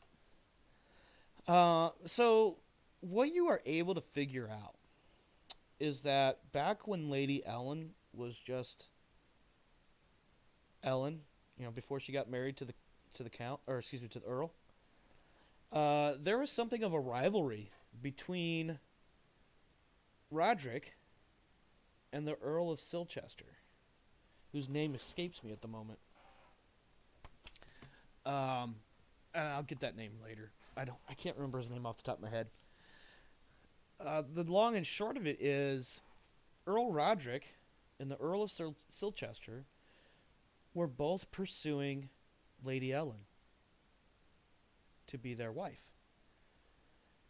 The lady that came and asked you about lances was once upon a time a lady in the court of Silchester who has recently been repositioned to serve in the court of Castle Vagon, the castle that you guys are in. So when Lady Ellen saw the lady, did you get a name for her, by the way? Yeah, I went with Bridget Harwell. We'll go with just Bridget. Yeah. There you go. DM me the spelling on that, please, when you have a It's second. literally the English version, I guess. But yeah, I can. Anyway, yeah, it'll be easier if you message it to me because I've got like 6 different spellings in my head now. So when Bridget came over to talk to you, for all intents and purposes, innocently enough, about nothing to do with Silchester and Salisbury and the two earls having a rivalry over this girl, Bridget just came up to talk to you, but Lady Ellen was like, hold up, this is one of our newest knights to our county, and now she's over here talking to them, and Lady Ellen was a little curious, we'll say. But, of course, because Everhart messed all that up and said something about whatever it was he said and screwed up his role, nothing further came of it. But that's what you're able to guess and put together based on conversations with other people at the table. Okay. You guys may want to take note of that answer. That there, at one point in time, there was a rivalry between the two earls revolving around Lady Ellen. Lady Ellen being the hostess? Correct. The wife of Earl Roderick.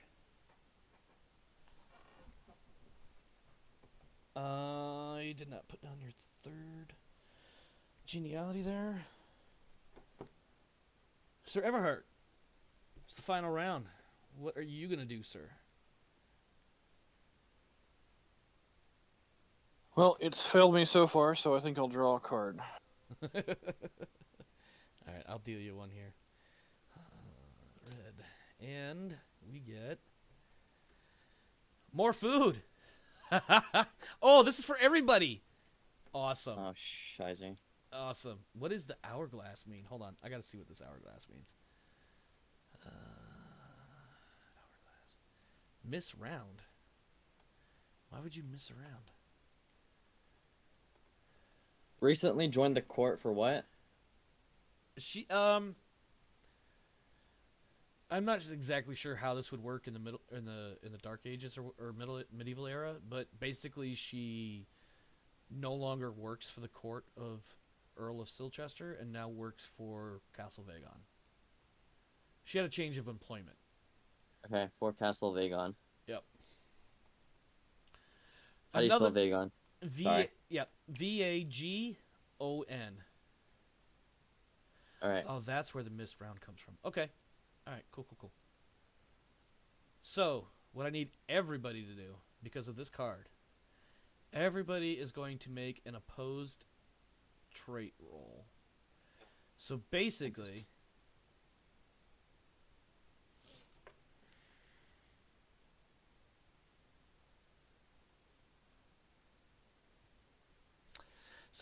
everybody's going to roll 1d20 twice. The first roll will be against your temperate score.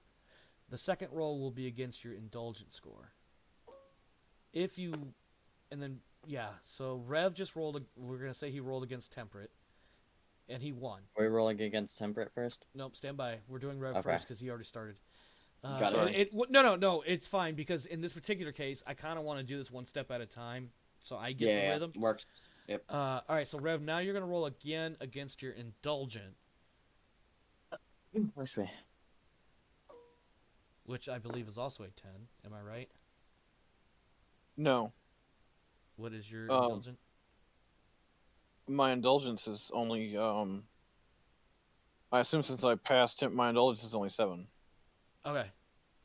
So you passed temperate, but you failed indulgent. And what that means in this case, you feel full and retreat to a quiet place, missing. Well, this is the last round. I was gonna say that's not what the card says though. Where are you reading that I'm misunderstanding? Temperate wins no effect.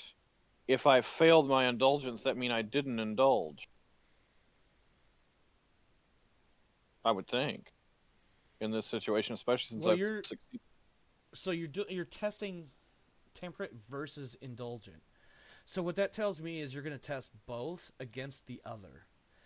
Oh, you know what? Oh, no. Okay, I got it. So I assumed no, it was. you're right. You're right because temperate won and indulgent failed. Temperate wins. Does that make sense? If you think of it as Well, so here's how I understood, and this could be wrong, but I'm just trying to make sure I understand this. It's my understanding when you're testing like temperance like that, if temperance succeeds, you don't do the indulgent check because temperance won. It's only if the temperance loses that you check then the temperance to see if you win or fail that one. I see where you're going. Okay, I see. You're thinking because temperate won that you don't have to test indulgent. That's my understanding, and I may understand, and I'm trying to. And I'm understanding it as you treat it as an opposed resolution, which means the two skills are similar to combat. Temperate versus indulgent. Temperate rolls and gets a win. Indulgent rolls gets a fail. That means temperate wins the exchange, if you will. Which is what I'm going with. In either case, there's no effect because either way, temperate wins out the whole thing. Okay. And like I said, so it's right. I follow now. Yeah. Whereas if indulgent had won that exchange, then you would make a Constitution check, and if you failed that, that's when you would have to leave the feast early. Right. And if anybody had it, which nobody, if I'm not mistaken, nobody has indulgent 16 plus. So if you had that, then there was no way out of this. You absolutely had to make this test. Farvel, make your test your temperate. What's your temperate? Shizer, hold on. Oh, Shizer. Uh-oh. He fumbled temperate, which means indulgent. Unless he fumbles indulgent, is gonna win also. So roll against your indulgent for me. What is my temp? 13. Yikes. All right, sorry. What am I rolling now? You're gonna roll again against your indulgent, which should be a 7 if your temperate is 13. All right. So in this opposed resolution, indulgence wins. So what you need to do, you're gonna keep eating. Unfortunately, you may eat too much. So now you're gonna roll against your Constitution. Roll 1d20, and you want your Constitution or lower. Oh.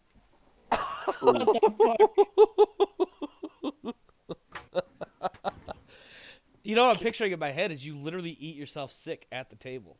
That's I was gonna say as the one who drew the card, I'm like picturing like a hurl right here. Yeah, like I maybe not God necessarily fucking on damn the it. table, but definitely like to the side.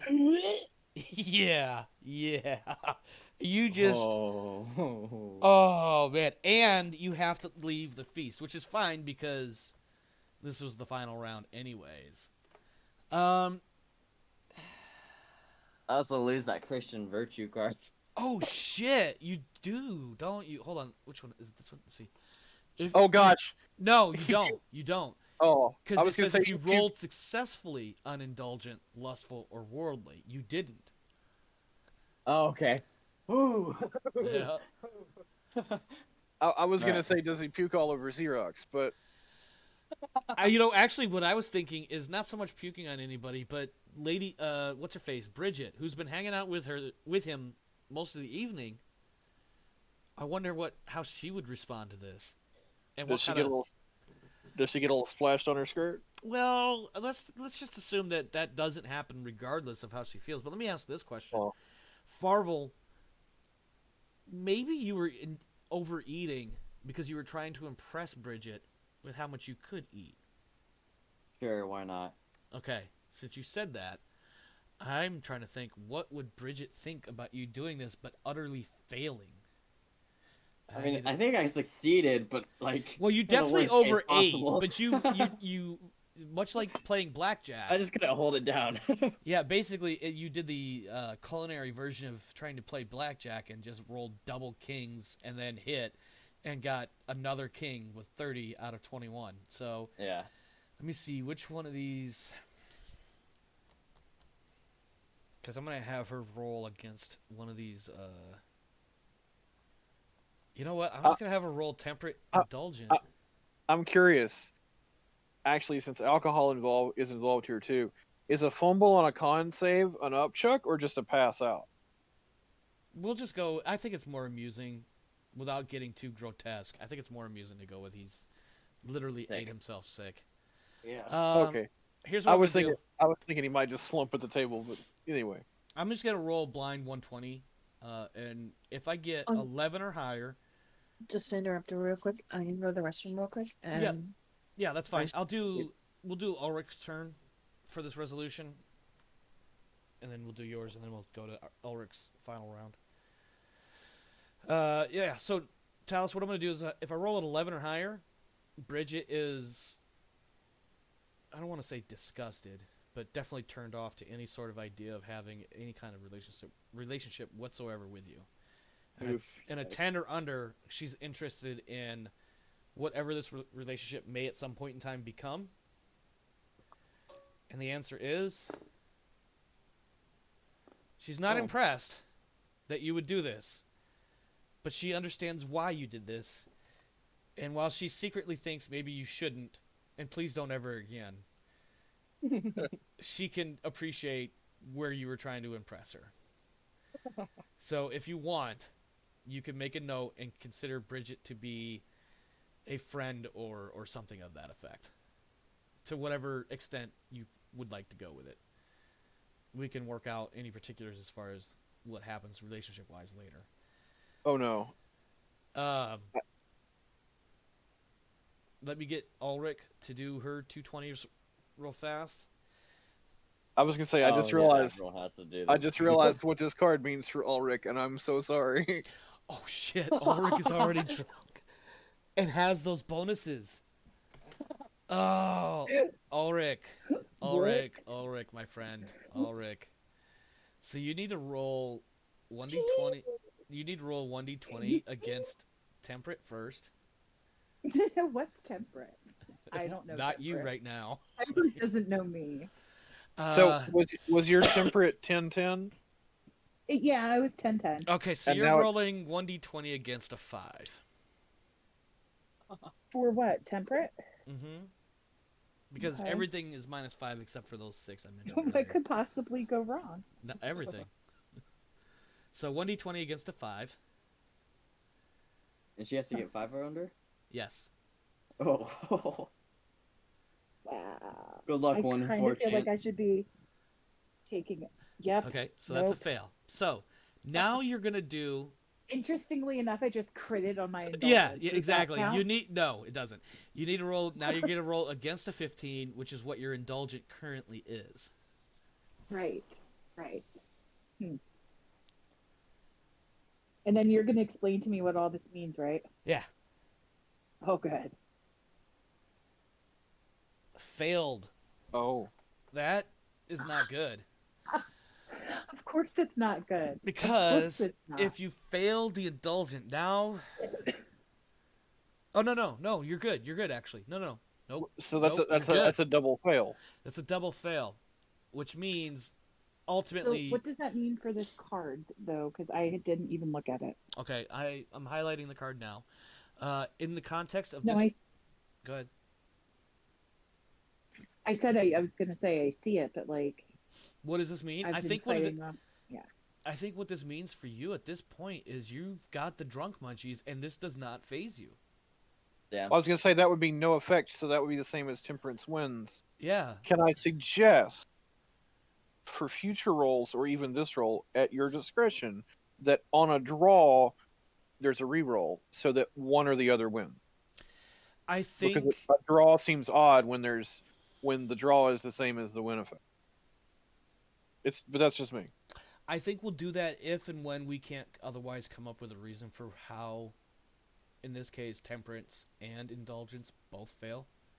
And I think the answer to that is literally it's the drunk munchies, and it doesn't phase you. Like after a while, you start kind of feeling full, but you're good. You don't necessarily need to leave, but maybe I should stop eating all of these cashews now. I did that one night with cashews. That's why I mentioned that. I got like three Wait. quarters of a can about down. cashews? Where did my planners go? Well, there was a night long ago where I opened up a fresh can of cashews and made it probably about 60 to 75% through the can before I realized I need to stop. Otherwise, I'm not gonna have any more cashews for tomorrow. Was And it one of the old school tall cans or one of the shorter ones? It was not a small can. I'll put it Okay. that way. Mostly because I don't remember You exactly. can house some cashews. Oh yeah, I fucking love cashews, and I was drinking that night because I'm pretty sure that was the night I broke my hand. You broke your hand? Years and years. Yeah, this is. Yeah, listen, it's a Oh, story okay. that we can go into another time, mostly for time constraints. This is an offline story. Yeah, it is. Yes, it is. No, this is a stream story. Continue. No, nope. No, We're it's moving on. not. We're moving on. Holly, are you back from the restroom? Holly? Just let them know. No, Automatic fail. She's drunk now. that would be funny, but no. Aw. Rev, you don't get any geniality from this card at all. No, That's I'm kind of sad, but it's also been an entertaining card. That's entertainment versus geniality. Yes, the points are cool, but if you had fun, that's the bigger takeaway. What I'm curious about while we have time, Can I go pour a shot and be like one with my character? I mean, you know what? Holly Yes, still needs. okay, Yes, yeah, because Holly needs to make this roll, and then it'll be your turn, and that'll be the end of the feast. So, so I guess above board my character, is this like because I'm the one who drew the card and there is more food? Is it just that there happen to be more food, or is it possible that through my estates, I'm trying to enhance the feast? I think that would give me generosity, or not generosity, some level of geniality, so I don't feel like it's like. I think from a narrative standpoint, it's more of like, hey, bring out more food. We need more food down here, and there's enough of an uproar. I don't know if uproar is the right word, but there's enough people yelling for it that the servants are able to find some more food, and that's how Can I have buckets some more of those like herb biscuit herb fritters. herb fritters? I need some more herb fritters. Yeah, it's kind of like when you're at Olive Garden and you're like, or not Olive Garden, Red Lobster, and you're like, actually no, Olive Garden works too because they've got the bottomless breadsticks or whatever the hell they call it. Somebody at one of the tables slams his fist down on the table, and demands to speak to the manager, because these were supposed to be endless fritters. Okay, Sir Karen. That's what I was actually going for. By the way, I looked it up. I sent you a little message, but Xerox absolutely would be like it's a Greek origin. That's great. We're still not gonna go with that. Holly, are you Right. back yet? Please save me. Well, while we're waiting, Yeah, yeah. All right. why did nobody like Merlin at Christmas time? Oh God, this better be better than the no manners joke. I thought that one was pretty good. I actually did too. It took a little knowledge of history. It took me a second or two too. Go ahead. Why does nobody like Merlin at Christmas? Because he feels their presence. Oh Jesus Christ. Holly, are you back yet, please?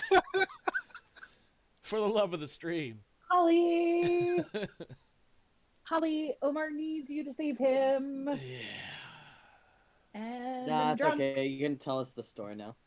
What No, story? no, that's really not. No, an on-screen story. You know, I normally don't mind too much about throwing out some of my personal life, especially when there's Hello? a lesson.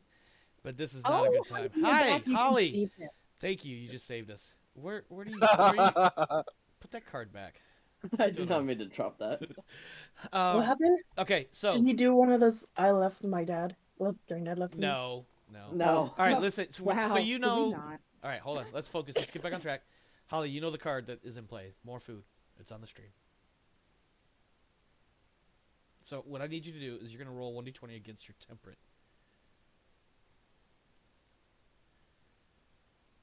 Hello? Sorry, my mouse and like it wouldn't. Gotcha. 1d20. Yep, against your temperate. Okay, that's a Oh, success. I can barely see that. Um, What yeah, does that come up as? it came up as an 8. Uh-huh. When it's rolled at the top of the screen in the color of the player rolling the dice, it will also show the number that's rolled. Well, it should show because sometimes Should is the operative word. should. Yeah, it's really tiny. Anyway, go Yeah. ahead. Anyways, If you want to for the stream, Omar, after the result, you can mouse over the dice and press Alt so that the stream can see. oh, you know what? I didn't think about alting over the die. Yeah, there you go. All right, now I need you to roll again against your indulgence. Same thing. And that is a 12, Oof. which should be a fail. Yeah. Yeah. All That right. seems a little high. Same thing.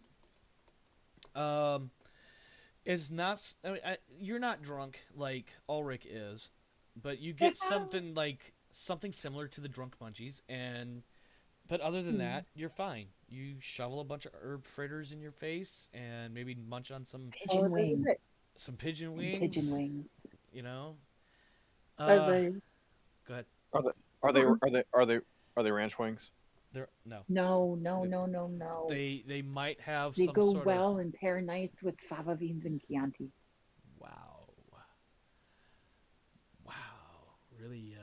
Really getting into the body of the matter. All right. I see what you did there. Yeah. I was going to say something about corpse, but that got a little grotesque. All right, Ulrich, you are up for the final the final turn of the feast. What is Ulrich doing? He's drunk. He's having a great time. That's me. Yeah, that's you. That's me. Still drunk. Enjoying the pigeons Yeah. and things. The pigeon wings. How are and the your herb chickens? fritters. How are your chickens? Yes, I need you to tell me what you're gonna do. I here. know. I think. Well, I can't indulge anymore because I'll can. just pass out. You can. Is it a smart No. move? No. Wait, hold on. Am I at the point of drunkenness where like, hey, everybody needs to be drunk now, and I want to make sure you have food and you have food. Yeah. It's like You I'm can. already there. You definitely can. But remember, that's what got you drunk. There is a stage higher than drunk. yes, that's called passed out. No. Oh. Uproariously drunk. Uproariously drunk. Anyway. I mean, anyway. Yeah. Oh, I gotta take this card from Rev before I forget.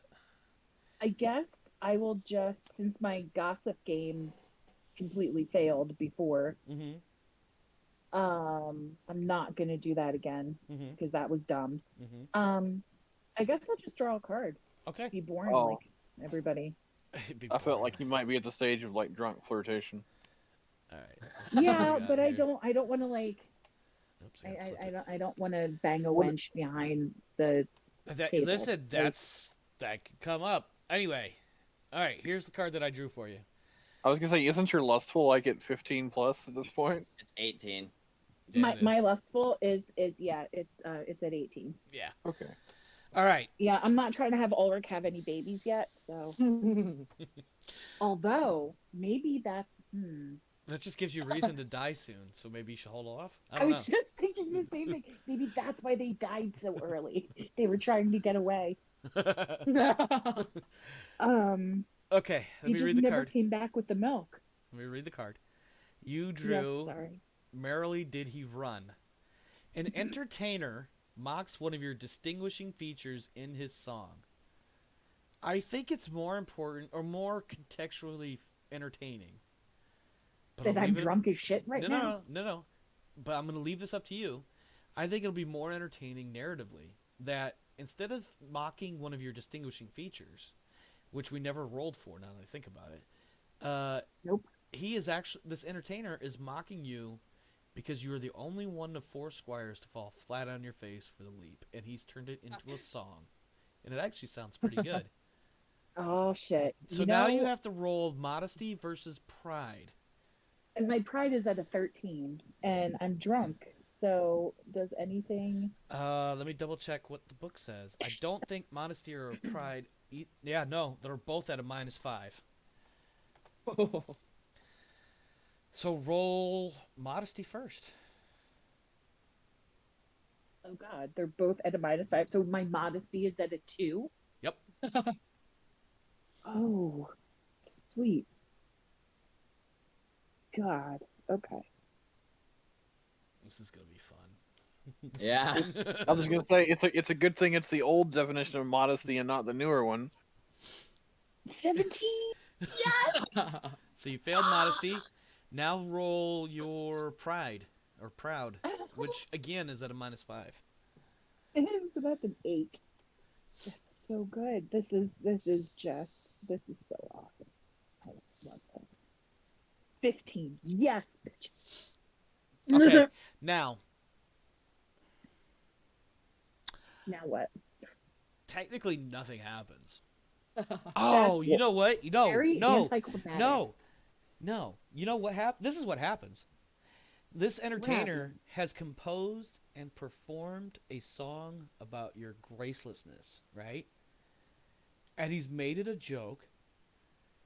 It's entertaining to most people that hear it, but you never catch on Oh my god, I hate you. because you're too busy getting drunk and eating all of the pigeon wings. Yep. You hear it, right? But it never registers that he's actually mocking you. Yeah. It'll be tomorrow when somebody else is singing 1 or 2 lines from the song and you hear it and you're like, where did you hear that song? Motherfucker. Yep. Yeah. That's what happens. That's exactly what happens. Because nothing happened Cool. from those rolls. That's more entertaining to me. Okay. All right. Well, I'm so glad that this is all about you. no, it's not. It's not about me, but I feel like that's a great way to resolve that. Instead of trying to do a roll off where your scores are both single or your 2 things are single digits. We'll be here all goddamn night. Okay. You're welcome. Speaking of being here all night, time for math. No. So, you're going to add up Oh all your yeah. Go ahead. What kind of genealogy do I get? You didn't get anything from that. that card, unfortunately. Oh, cool. Yeah, it's this card right here. No, it was a 0. I saw it. Yeah, and you failed the rest of the rolls, so no genealogy changes. So you only got 1 for the round. Excuse me. Cool. So my tallies, I'm gonna add these. I'm gonna say what everybody got, and if my number doesn't match yours, let me know. So Holly has a total of 5 for the feast. Talus has 8. God damn. Rev has 5, and Krista has 4. Does anybody have? I have 3. You have 3. Mhm. Okay. I have 1 in the first round, 2 in the second round, and 1 in the third round. The second round, you Oh, did something other okay. than drawing a you indulged, and I gave you geniality in there somewhere. I think for All right, I uh forgot to give myself 1 point for this last round. okay. All right, cool. All right, everybody otherwise checks out with geniality. Yep. All right, Rev, you good over there? Rev, we can't hear you if you're answering. I don't know if his headset finally died. Hear me now. Yes, I Can hear you hear you. me now? Yes. Okay. Yeah, 5 checks out. Okay. So again, you're gonna take whatever that number is. You're gonna multiply it by 10. That's how much glory you earn from the Easter feast of 485. So 80. So 50 Yay. glory. Correct. Oh shit. Wait. So, can you say it one more time? Whatever your geniality total is for the feast. You said it was 5, right? Yes. Does that check out with what you got? Yes. Okay. What year? 485 Oh, 3. 485. Wait. Okay. So, 5 times 10. times what? 10. 10. You get 50. 50. Okay. Yay! Holly. Y'all be Shut up. nice to her. Y'all be nice to her. Bless her heart. I'm That's sorry. so mean. I'm Stop it. sorry. I'm sorry. I really said it to be funny, not mean. Okay. Right. Anyway. Yeah. So, moving on. A couple of days go by. You guys end up going back to your manors. You gather up your levies and your gear for war. If you recall, the Earl said, expect to be gone for a month or two, and you march on out.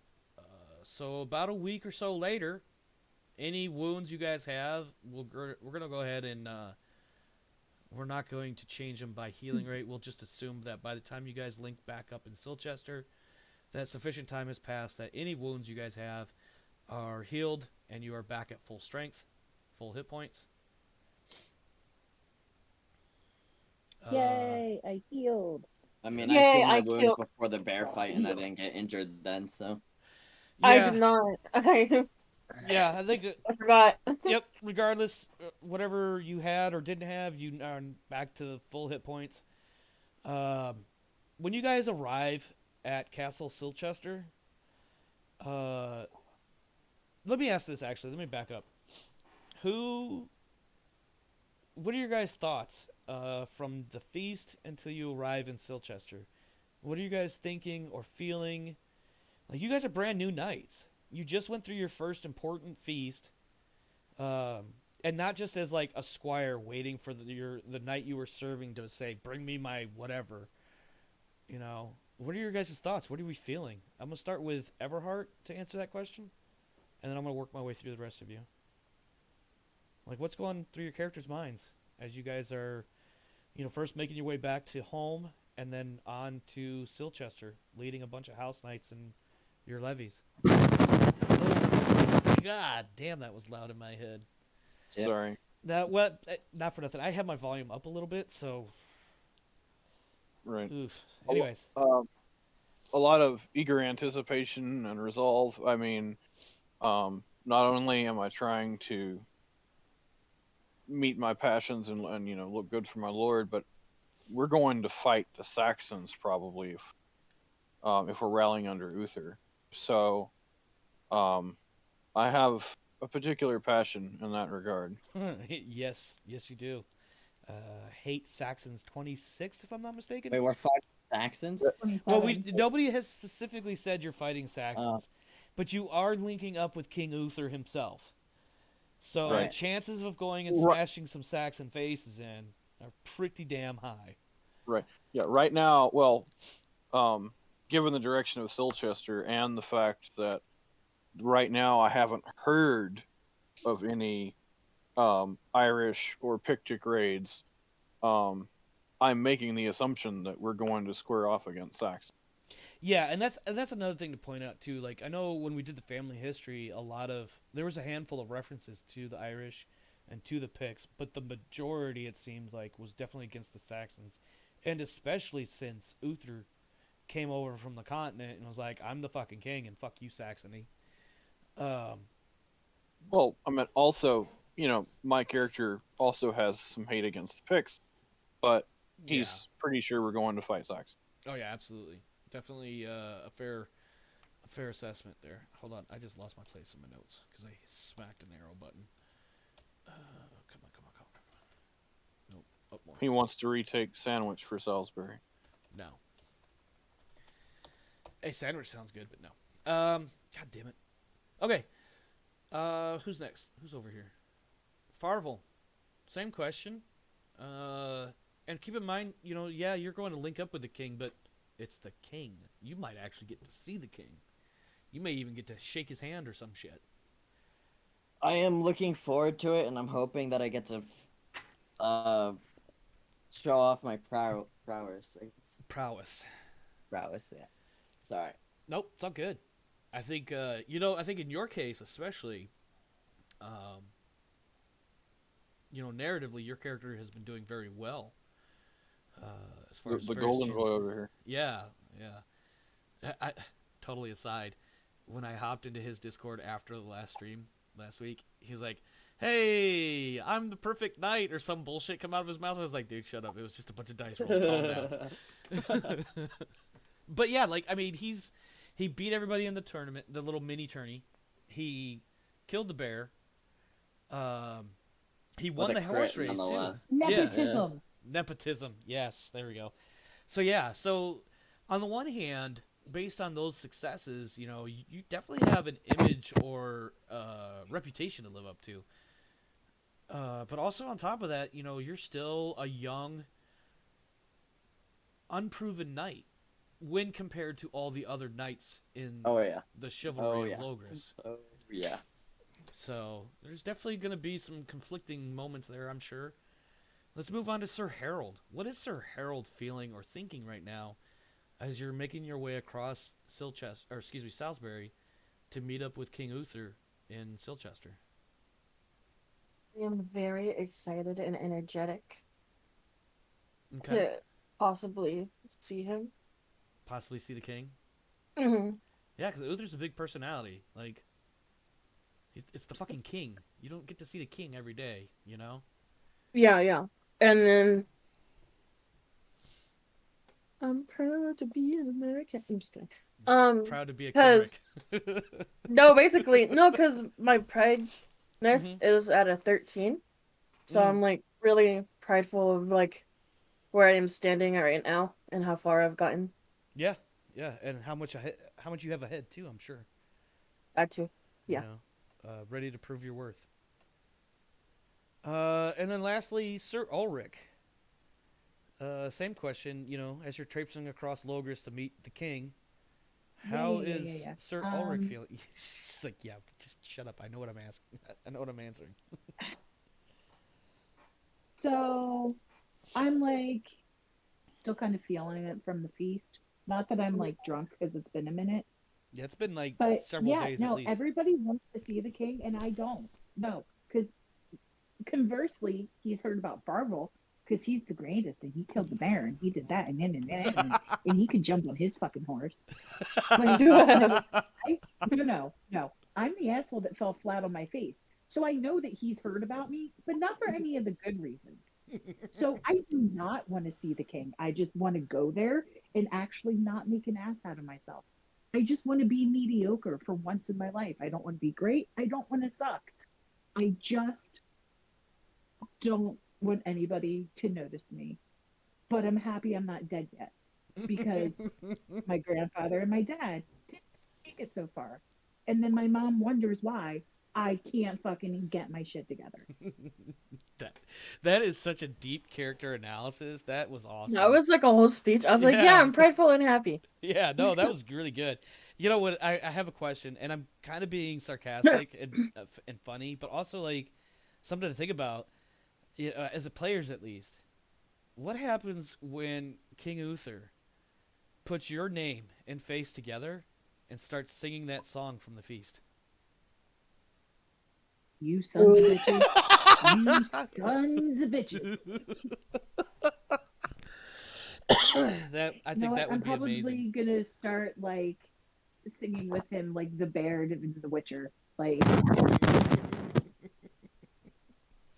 Sorry. throw me a cone through Excuse me. Witcher. So just to be clear, Omar, Uther would have had to have heard the song from someone else after the feast and liked it enough to learn it. That's Ooh. that's fair. Now I want to point out again that the feast was on Easter. By Wednesday, you were supposed to be back in Sarum, right? And then you're marching from Sarum to Silchester, which is a county over. And I don't know off the top of my head, distance wise and how long that would take. In my notes, I have that you guys will arrive in about a week to Silchester, which is sufficient time, theoretically, maybe a little bit rushed, but it is enough time for something like that to happen. Conversely, I was kind of throwing it out there without a whole lot of prep thought. It really was just one of those like, I wonder how her character would respond if Uther meets him, and starts singing the song almost immediately. Just because I thought it would be funny. Honestly, it would be an earworm. Yeah, So yeah. Like I said, yeah, it's a good like I could see song. it happening. Yeah, it's a good Yeah, song. it's a good song for you. Just like the witch. Hey, Geralt didn't like toss a coin to your Witcher either, but it's a damn Yes, good but song. I'm not Henry Cavill, okay? No, He's that's delicious. true. Ulrich is not. No, that's fair. All He's right. sad and pathetic and mediocre. Okay. I just want to point out that this background is not period accurate. Oh, stop it. Okay. It's a pretty background. I meant to actually change it, but I never did get there. Anyway. I love the writing on the floor. Oh, God. What are you guys doing on my tabletop simulator? I think it was me accidentally clicking stuff. Accidentally clicking stuff. Well, I see red, pink, and blue, and purple. I see I don't What are see you it. doing? No, I do see some lines over here. That they're Are they're we not. finishing up? No, I'm going to get back to my notes so I'm not distracted anymore. Cause, yep. Okay. Yeah, because this is distracting. Yeah, a little bit. Sorry. It's okay because it wasn't as bad as 1,000 die 6. Anyway, so you guys are marching into Silchester, but when you get there, Hey, don't do that. I'm sorry. As you get into Silchester, around the castle, you notice that a lot of the army is already mustered and camped outside the castle. There are banners of every color and design that you could possibly think of, stretching for, I don't know, at least a few hundred yards in any direction around the castle. And you notice as you get closer and closer that none of the earls or dukes or anybody of higher rank or station, you don't see any of their colors. The only colors you see are various knights and manor lords and lower chivalry and that stuff. What you do notice, however, is on the castle banner, or excuse me, God damn it, like the castle towers and the Battlements. battlement. Thank you. That's the word I was really looking for. The castle battlements are all of the earls' colors. Like you see the Earl of Salisbury, which is a blue field with 3 yellow horizontal stripes. You see a gigantic red banner with a golden dragon on it. I may have gotten the colors reversed, but that's Uther's banner. And of course, his is flying the highest for obvious reasons. So what you are able to deduce is that the lower chivalry, for lack of a better phrase, is camped outside the castle while all the earls and dukes and whatever are meeting with the king inside. Mm. What this does present, however, is a chance for you guys to intermingle with some of the chivalry from from all over Logres. So what we're going to do is 2 additional rounds of feasting. And we're going to consider this as, this is the big night before the final march. there's campfires all over the place. There's a mess of knights and soldiers and whatnot, just milling about the place, trying to pass the time, have some fun. It's the evening. There's plenty of campfire light and torches and things of that nature, so you can see just fine. For all things being what they are. Excuse me. Mechanically speaking, you guys will be treated as though you're seated below the salt, and thus no additional geniality. But otherwise, you get whatever feasting options you would like, cards, indulging, etc., etc. You get geniality, which will become glory. We're only going to do 2 rounds, and based on what time it is, we'll do those 2 rounds, and then we'll wrap up, which means, unfortunately, because we definitely don't have time for the battle, even if we started it now. I don't think. No. Is it anything close to D&D, or because we've done combat but not a battle? So is it anything where conversations, or RP can several days can pass by in a few minutes, as just happened with the traveling, and then combat can take 2 days.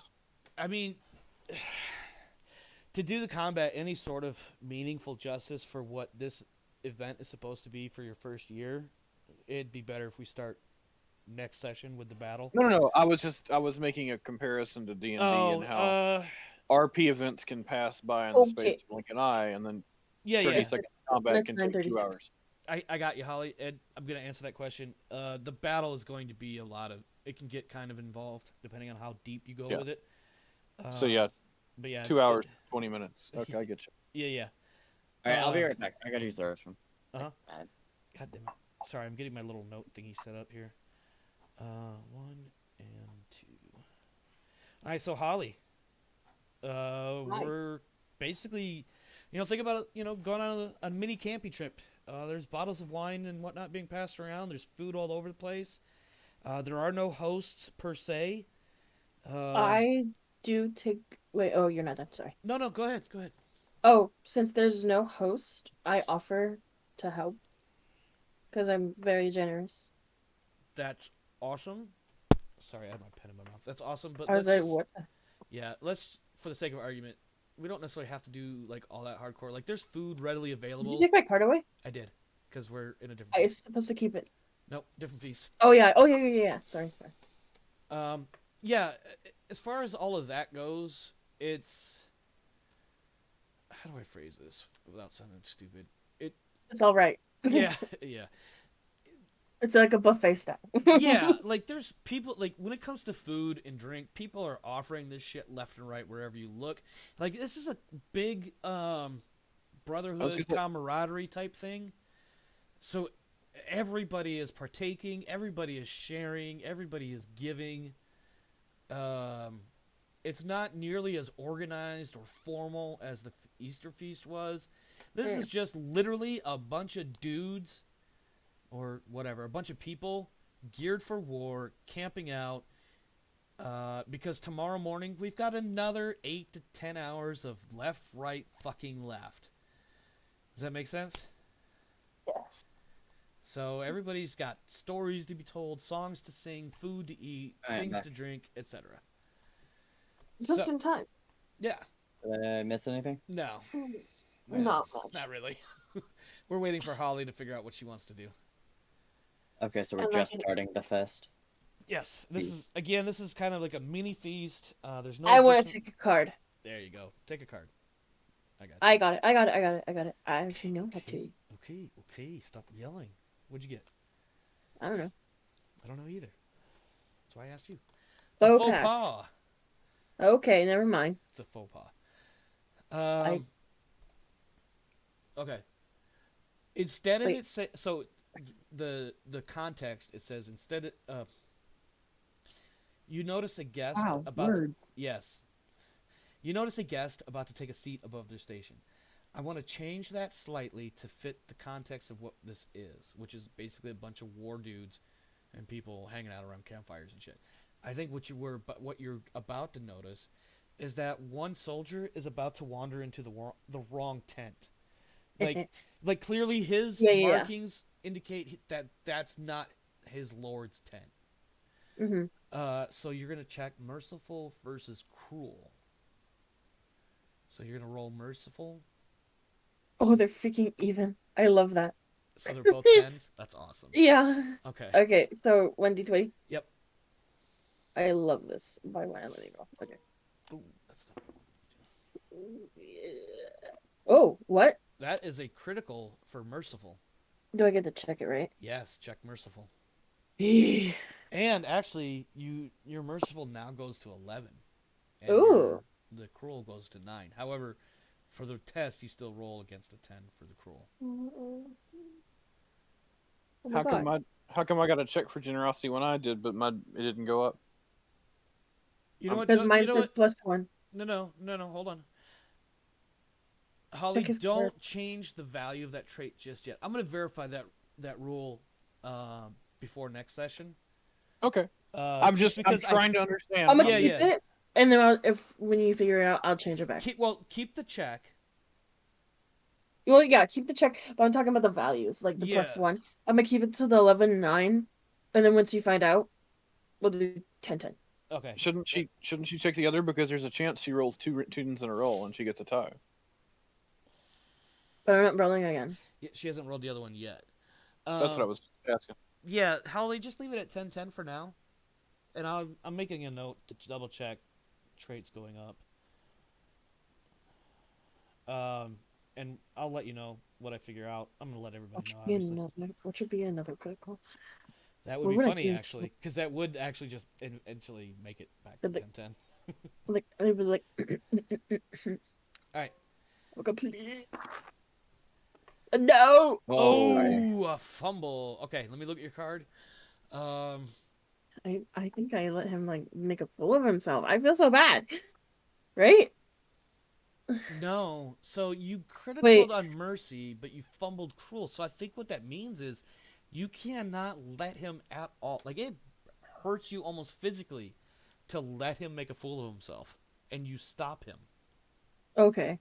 So check merciful, which you've already checked because you got a Mhm. critical, and you get 2 geniality for the card or for the play. Oh, 2 genes. Yep. And then I'm gonna discard your card. Thank you. Oh. All right, Talus.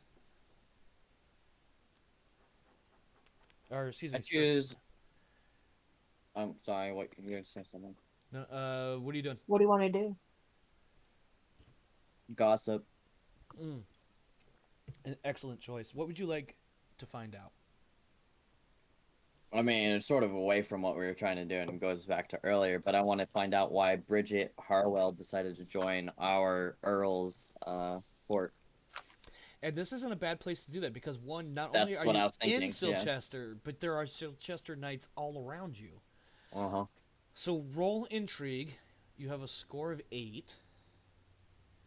Let's see what you get. You got a 15, so that's a fail. Okay.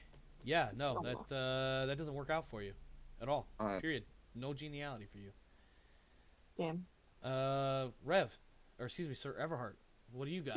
It has failed me repeatedly so far, so I'm going to draw a card. It's got to get good for me at some point. The definition of insanity, but go ahead. Oh, I got to deal it to you, I suppose. I don't know what I was thinking there. Deal to Red. And he has fairy tales. Okay, there's no ladies. Yeah. Mostly because this is a war camp. Uh-huh. I mean, realistically, there might be some wandering women because there's always these camp followers. But considering this is mostly an all guy, I shouldn't even say all guys because there are female knights. What if I just draw another card to keep it simple for you? Well, that seems either way. Okay, no, this card works either way because instead of it being ladies, it's just people. And you can fill in the blanks however you like. But there's people that are asking you to tell them something about the fairies. And this is going to test your fairy lore. Which ought to be interesting. Ooh. Because I don't think you have a very high fairy lore. Mm-mm. I have a very high fairy. Yes, we know. I'm looking here. What is this? Well, actually, the people. 2. Did you roll yet, Rev? I have not. Okay, go ahead and roll. Yeah, you're testing fairy lore against a 2. All the hands are floating around the dice. All right, yeah, that's a fail, which means I don't think anything really. You just Yeah, don't tell the story. Yeah, you don't have any good stories, and people are like, yeah, you're fucking boring. I wanted to learn about fairies, but I guess you Salisbury Knights don't know shit about fairies. So you I get was gonna one. say if I'm Go ahead. What? I was just gonna say if I'm BSing it, could I just go with oratory and just like make something up? Well, no, only because that's what the card said to do. I know. But it would be funny to be able to BS and then try to see, but that would be a different type of scenario. So I'm going to mark you down for 1 geniality for playing that card, and then discard it. And it is now Ulrich's turn for this pseudo feast in the woods outside Castle Silchester. Not woods, This will be interesting. fields. No, she's sober, or he's sober now. He's Oh. sober. Yeah, I'm sober now. Yeah, it's like a week and a half yeah. I later. For am now. not indulging. He's indulging in it. He's like, "What? I'm sober now." Yeah, no, I am not indulging for this one. Okay. I think.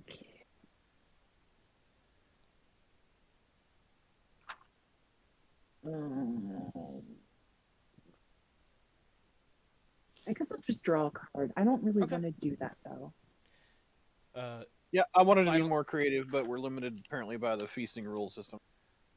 Yeah, it can get well. It depends on how creative you get within the framework. I hear you though. Like you're not wrong. Like it does have some limitations, but the creativity part comes out in how you determine your character is going about doing these roles. You're taking a card though, Ulrich. Yeah. Okay, I'm gonna go ahead and draw this card. I'm gonna flip it. Oops! Whoa! Whoa! No! Stop that! Jesus Christ! Apparently, spacebar resets the camera view. By the way. All right. Whoa. Oh whoa. my goodness. Wait, Oops. hey. A Wait, does serving- it say the same for me? I don't know what it says Oops. for you. Oh, it just says oops. Yep. I'm going to modify this card slightly. A person servant. Yeah, a person. A servant.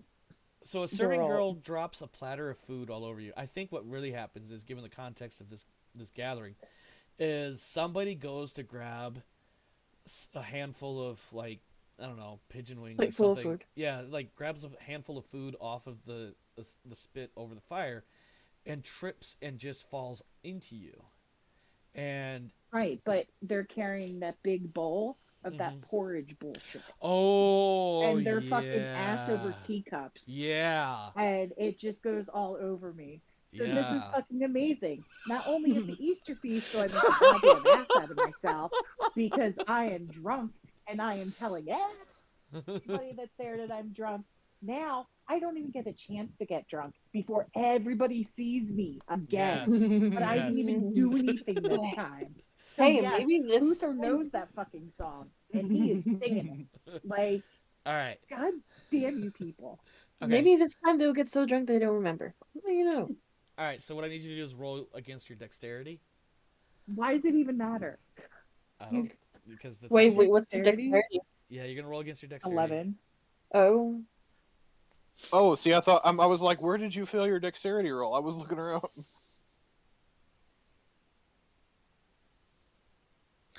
It's a pass. Oh my god.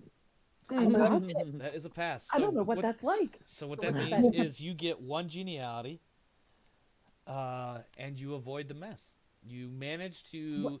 So what I think you get a little bit of the porridge or whatever on you, but it's like such a small. It's like a clump. You know, like oatmeal when you get that one clump, and you're just like fuck off, and you brush it off your shoulder or whatever, and good to go. Why Can do I- I have oatmeal on my shoulder? Can I- As an example? Because- How many times have you had oatmeal on I don't your want to answer shoulder? that question. I have questions. Can I offer an alternative, GM? No. I think we're good, especially with the Okay. time constraint. We're back to Harold. What do you want to do, Harold? I want to. So, can you relay my options one more time? The same thing like last time? Yeah, cards, drinking, gambling. I'm sorry, gaming. Wait, gambling. Gaming. yeah. I meant Yeah, gaming, games. but it's essentially gambling. I want to draw a card. Okay. I got it. Yep, go for it. Let's go. More drink. Yay! Another jug of ale is brought out. Refer to table 2-2 in the Book of Feasts for the effects of the indulgent roll. All players must roll against their indulgent. All right. I love life. Okay, This is awesome.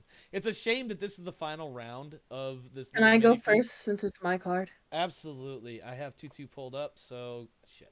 Hold on. There we go. All right. Holding. Go ahead, Sir Harold. Indulge yourself. Hopefully I get to do something. Is there any way to keep the roll window on the tabletop Mine's locked up? 10. 'Cause mine keeps minimizing. So that's a fumble. Because mine's a 10. You rolled a 10? Right? Yeah. She No. rolled- I No, got I'm a sorry. 16. I wrote a I got 16. 16, Sorry. yeah. Which I believe is a fail. Yeah, it's a fail. Okay, real fast, give me 1 second. Rev, if you click the little gear on the chat window, if you could mouse over it to get it to show up. Okay, yeah, sure. And then auto hide chat, just uncheck it. Fair enough. That makes sense. Okay, 16, so you failed your indulgent, which means you are sober, no modifiers. I'm You sad. drink a bunch, but you don't get drunk. Oh my god. Ooh. Hey, that means I have a higher tolerance and I can actually enjoy my stuff, but whatever. Or you got the wine that was really watered down. Oh, then that's gross. No, Yeah. wine. Okay, Yeah. so real quick Boo. aside, wine in this era is typically watered down, except at feasts or other important events. Mhm. It is typically cut with water. Okay. Anyway, It's Ration. more like Whatever. fortified water than watered down wine. yeah, pretty much. Sir Farvel, roll your indulgence test for me, please. Dang. That's nope, not nope, nope. He's so There you excited. go. He's so excited he grabbed the die. You gotta get the little red dot to Yay. pop up and then push the button. There you go. And he rolled a 3, so that's a success on indulgence. Oops, that's not the one I wanted. Does Which that wait? means- Okay, wait. Before we continue, Uh-huh. does that roll over to my monk person right now? Nope, that's totally Okay. different. That is food for thought, and I'm taking a note. Farvel's... I don't know where that went, by the way. I lost those 2 cards that I had pulled earlier. them. I pulled them Oh, because it's a different. It's a different feast, so they don't count anymore. Okay. However, you may have some people to deal with at a later date, which is Bridget and that monk. At the moment, Yep. you are currently drunk. It's the final round, so there may or may not be. Well, who knows? We'll see what happens. +5 to flirting, orate, lustful, reckless, indulgent, and valorous. Alright, shall I write this down? Yeah, make a note Yeah. of it somewhere. +5 to like 6 traits. Got it. Yeah. I'm going to... Wait. This one.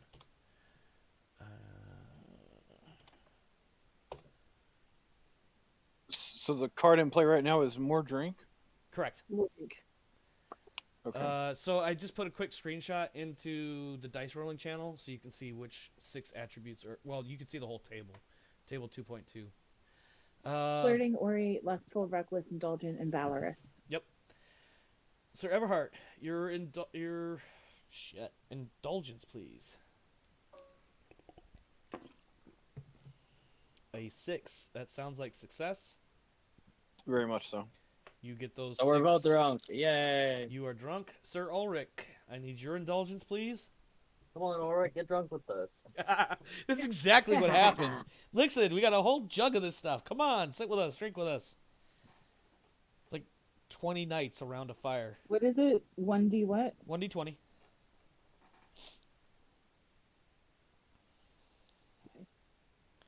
A 14. I believe that's a failure.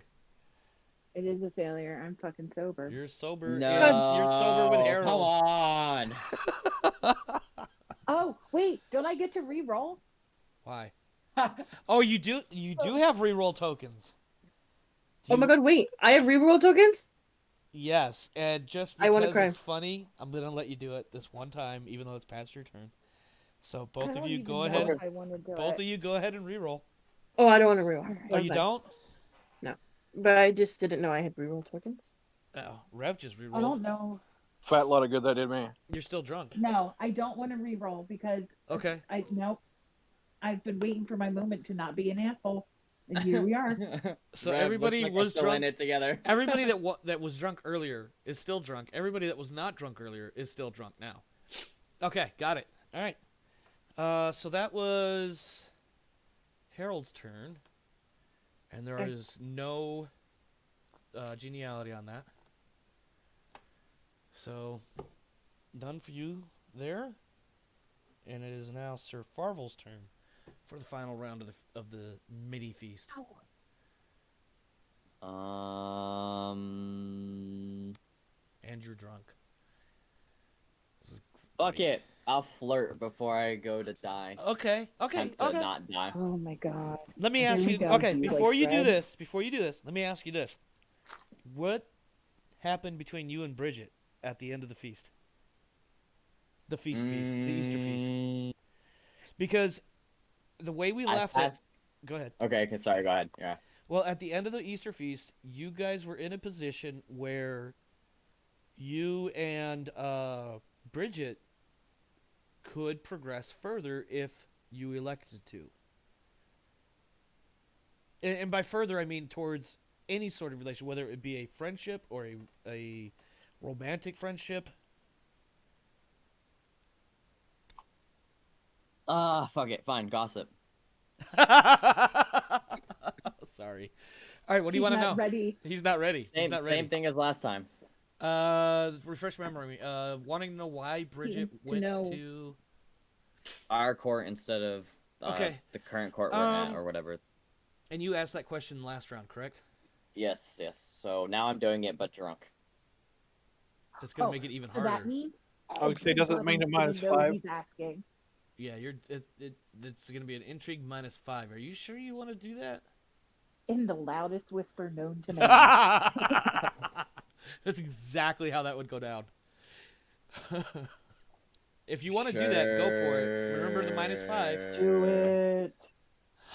Oh, that's a I'll 13. reroll. Oh, he got a reroll. He's using a reroll. He got a 7. No, what did he get? He had a 13 on the first try. 7. Oh my. I It's used your my int- last reroll. No, you can only reroll once. No. Okay, so no glory for you and no new information. Although, somehow, you're not really sure, especially in your drunken state, how you came across this information. But you did. Ooh, you're throwing him a bone. I am. Ew. Well, hold on. As it turns out, one of King Uther's major subordinate dukes is not present, and neither are any of his troops. Huh. That is a big bone. You might want to hold on to it. I gotta put down my drink. You hold mean on. That you sounded mean bad. big That's- hunk of meat at this point? Whoa, no, we're stopping right there.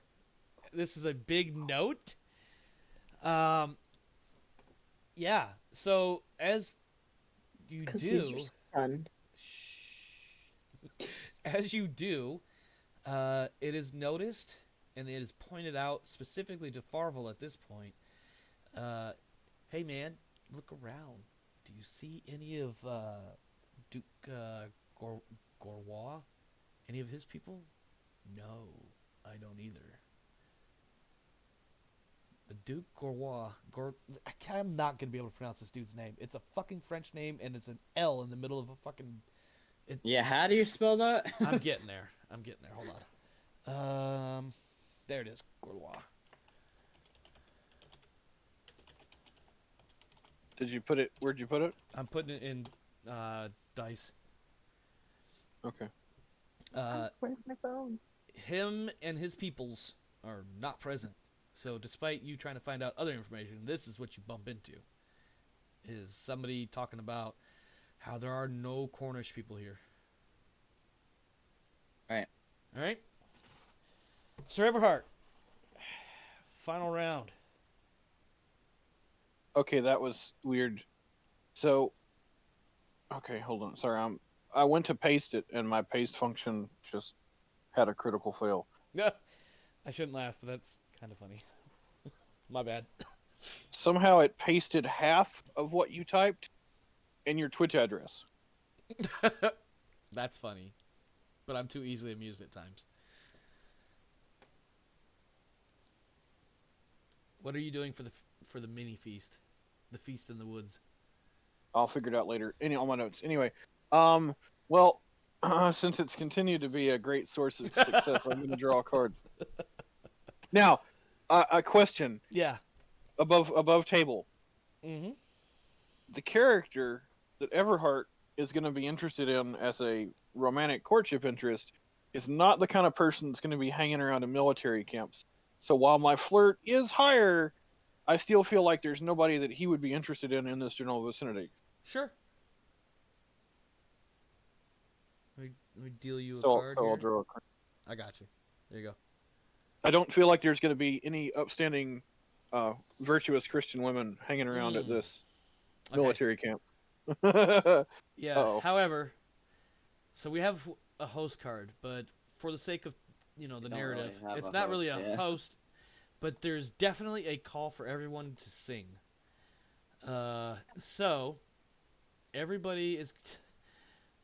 This is okay. This is what we're gonna do. Everybody's gonna roll a test against their sing, Can I and play the harp based on instead? your results, is what it is. And then amongst you, and I'm just gonna roll like one rando, just for the chance. Yeah, I know how I'm not phrasing it right. I just need everybody to roll 1d20 against your sing or singing, whatever the hell it is. I just want rolled to know against above my board. harp. No, singing. You have to sing. You're singing a song. It's a sing. It's in fact, it's kind of a sing along. But there's like a something of a competition here. I'm just curious if anybody put any points into singing. I doubt it. No, I did. Did you really? no, I failed. Oh god. All right, Talus failed, or Harold. Jesus Christ, Farvel Farvel. failed. Ah, I'm sorry, Everhard. Wait, I used my reroll. My last. You reroll, can didn't I? reroll. You can. Wait, Dick, I did it. 14 failed. I failed anyway. All right, Harold, would you roll? this is Harold hasn't rolled Oh, yet. I didn't roll yet. Yep, go for it. Roll it. Rev was Harold's rolling. I'm gonna do a reroll on this. Okay, that's also a fail.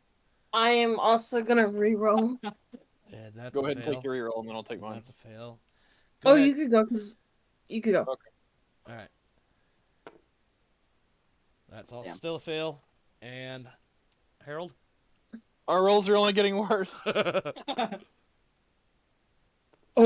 Oh! Fumble. I know what that's gonna sound like. I'm squawking. Others can't be sure whether a cat has been strangled inside your throat. That's what that sounds like. That's what that's. Ulrich, are you going to use a reroll, or are you going to let the Never 14 stand? I'm letting the 14 stand. Okay, so everybody failed except Not a for 20. Harold. All right, so you mumble along off key.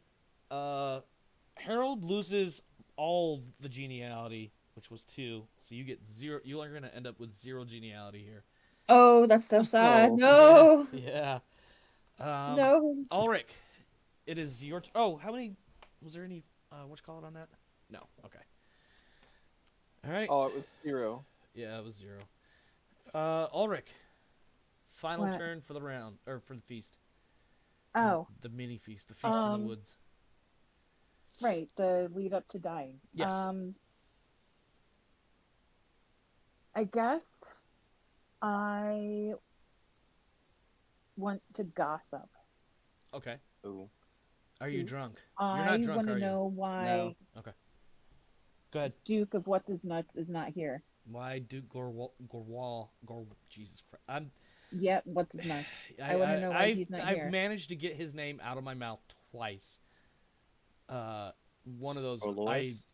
it's French, so it's Gorwal. Gorlois.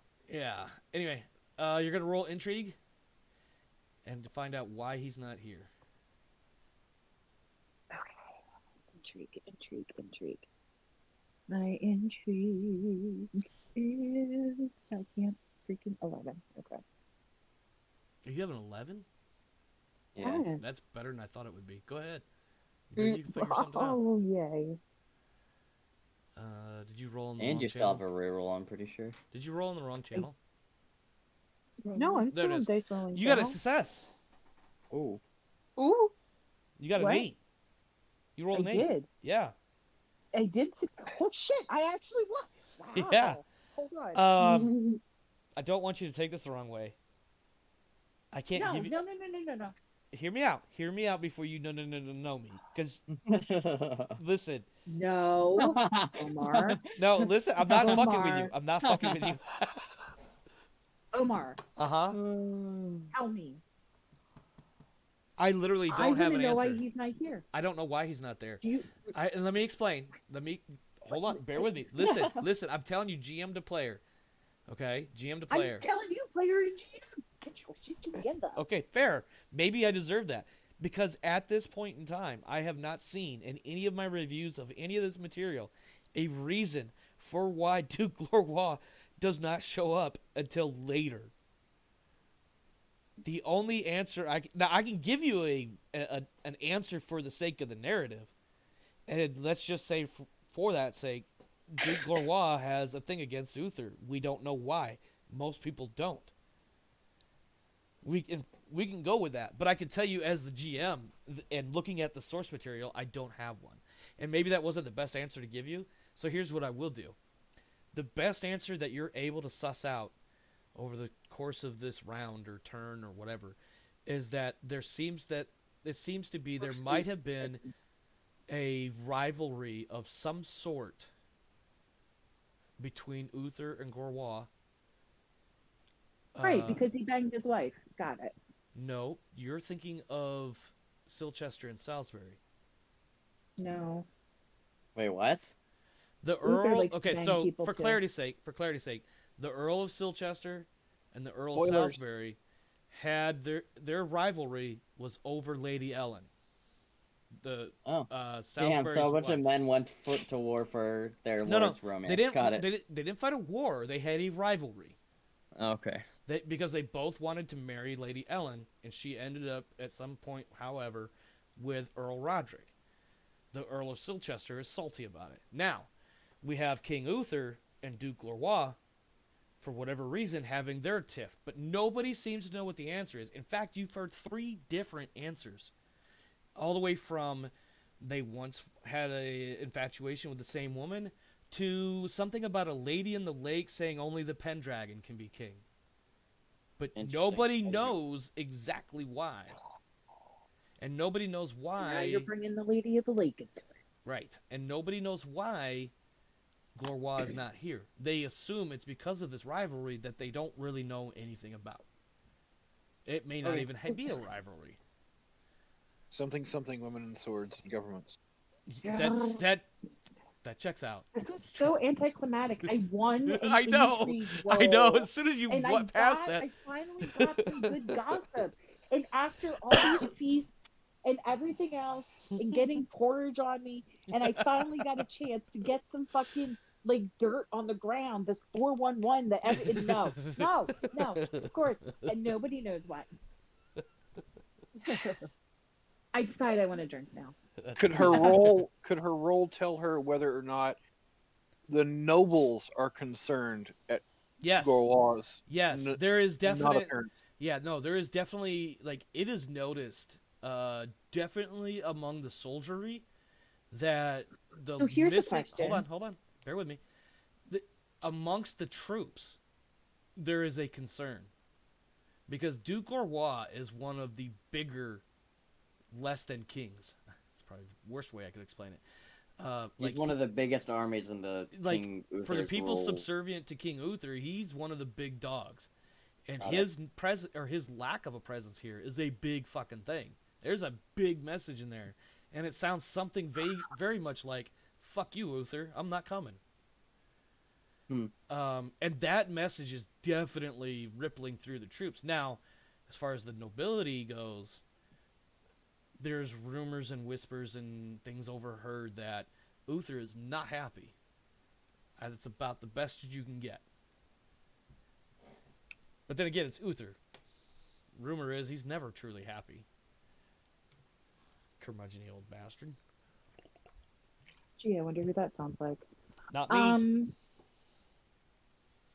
No, you're not a bastard. Um, Fine. Okay. All right. So my tally says Everhart and Ulrich were the only ones to walk away with geniality. So that's 10 glory for each, based on what I Woohoo. have. Wait, who and who? Everhart and Ulrich. Me. Oh, okay. 1 point of geniality each, so that's 10 glory each. And that concludes the feast. Because it was only going to be All just right. a couple rounds there. So, question. Yeah. Like, this is a housekeeping question. Uh-huh. So we can add our 1,000 glory for being knighted, yeah? Not yet. Oh, why? Okay. I'm going to answer that question with a statement that was already kind of prepared. So tonight I wanted to do the feasts. You know, the main Easter feast, this little mini feast, the battle that's coming up, and then winter phase. Winter phase is when all of your glory will get tallied up. Oh, So, oops. Sorry. Yeah, no, so if you've been tracking your glory, it should be individual entries, but your current glory Oh, should only be I what think it was. one of you had like 180 something, and I think that was the highest. If you're watching the stream, you'll see it eventually flash through. No. I have somebody had 287. Did somebody have 200? I have 287. Maybe that's the number I was thinking of. I think I have like Regardless, 250. yeah, regardless of whatever the number was when you came out of character creation, that's what your glory is. Now, you have earned a bunch of glory awards along the way in the last 3 sessions, but none of them count to your current glory yet. And it will be during the winter. One of the steps in the winter phase is calculating your new glory standing for the font, and that number will go into the next year. Does that make sense? It's kind of like Yeah. At the end of they tally up your points. kind of yeah, thing. or in this case, the end of the turn, where each year is a turn, and we're still plucking away through our very first turn. Got it. Okay. All right. A couple of questions or what have yous that I have. What do you guys think about the We're feast? still on stream. Yes, we are, and that's totally fine because we're getting ready to wrap up the stream.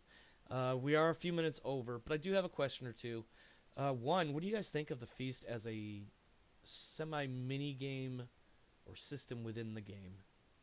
I liked it, but I didn't think the second feast was necessary. That's a fair point.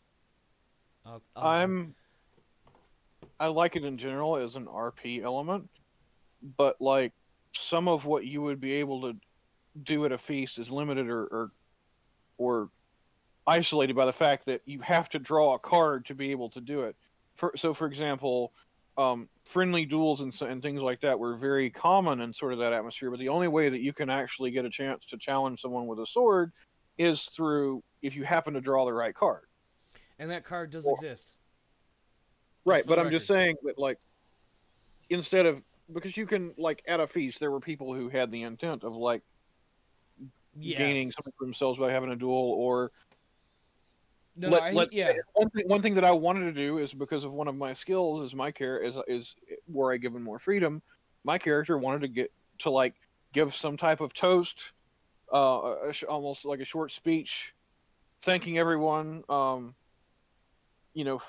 for his, for being at the feast where he was knighted and that he wanted to prove himself, and more importantly, thanking the Lord and thanking the host, and and give a little speech. Yeah, yeah. And that's not an option to do. No, and that's a fair point to bring up. If this was an RPG where there is a lot more freeform like that, then that option would definitely be available. I think ultimately what I'm trying to say, kind of roundabout, is the nature of the Pendragon RPG where there are almost specific phases through each year, and the feast is one of them. that I think that's the reasoning for the way it is, and that the feast was constructed this way.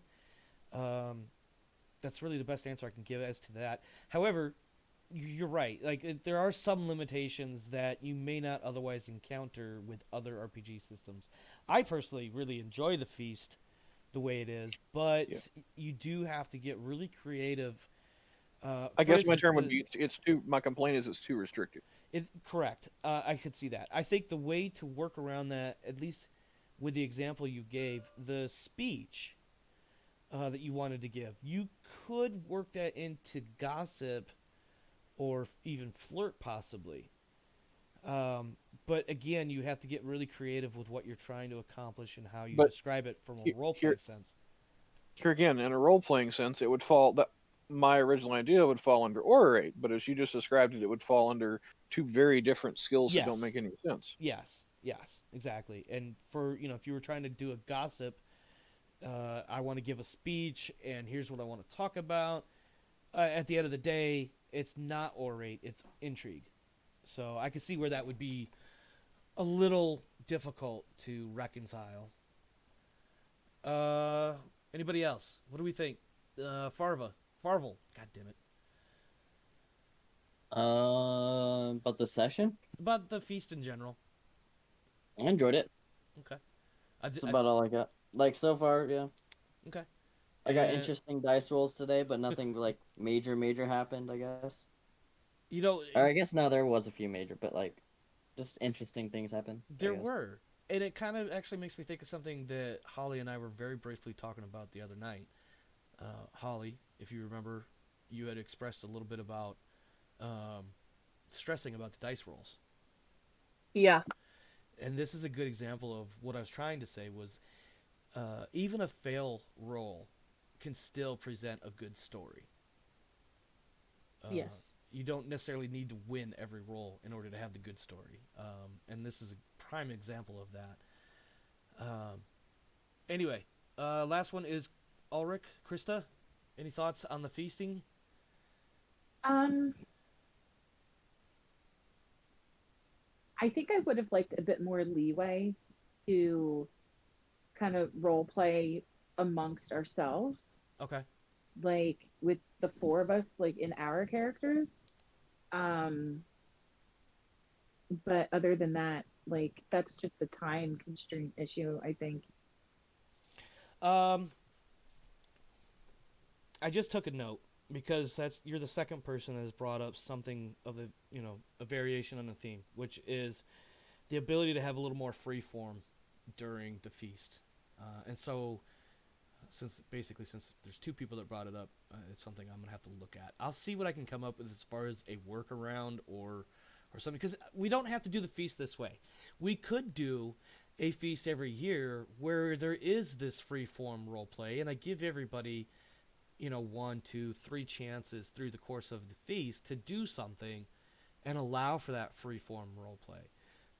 The flip side that I can foresee off the bat is the freeform role play can take a considerable amount of time. So we'd have to figure out a way to Right, to regulate accommodate. to accommodate. And that's one thing that this feast system does to some degree. But yeah, that's definitely something to consider moving on. All right, we are definitely about 20 solid minutes over. Ironically, we're probably right around the 3 hour mark because we did start it a little bit late. So we're going to go ahead and move into the closing of the stream. Let's start with Rev. Closing comments, sir. I mean, I guess since the majority of the thing was about the feast, um, you know, it would still kind of fall back to that. And I actually think if you make it a little more freeform, where we tell you what we want to do and you tell us what we have to roll, that would actually be quicker than trying to somehow ham-fisted force what we want to do through this filter. That Yeah. actually probably took longer than trying to just do it a little more Yeah. freeform. Yeah, no, I can definitely see a point in that. Yeah. That's I'll definitely keep that in mind as well. That's definitely a solid point. Anything else? Closing thoughts, shout outs, etc. Nope. I was asking Rev, and then I was going to move on to Talos. Oh no, All right. Well, Talis, final thoughts, closing thoughts, shout outs, etc. None. All good. Okay. Holly, Mm-mm.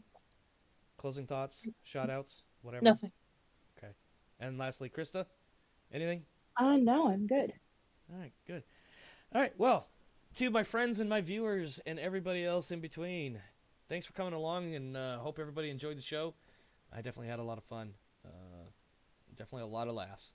And I hope to see you again next week, Wednesday, 7 p.m. Pacific Standard Time. I forgot to mention this earlier tonight. We got some social stuff out there. We've got at Omar Krieg on the Twitters. We've got the YouTube, which you can find the link for on the Twitch page. Honestly, I don't remember the exact YouTube address. You'll have to bear with me. What else? Undertaker Faust for Twitter, as well as Twitch. That's what I meant. I meant Don't Twitch. have a Twitter. That's what I meant. I meant Twitch. God damn it. But yeah, real quick one quick thought about the videos. They'll be on Twitter. God damn it. They'll be on Twitch for up to 2 weeks. And then they will be published on YouTube about a day or two after the stream. What are you guys doing? Oh my god. I'm getting distracted. Anyway, You are. the videos will be uploaded to YouTube probably by Friday morning. And then about 2 weeks after the stream, the videos will disappear off of Twitch. So view them while you can, but also get to... Motherfucker. Really, guys? Get to YouTube. He's trying to say to get to YouTube. Thank you. Thank you. Jesus Christ. All right. I'm out of here. You guys have a wonderful night. These guys are distracting the shit out of me. You guys have a good night. I'll see you around next week.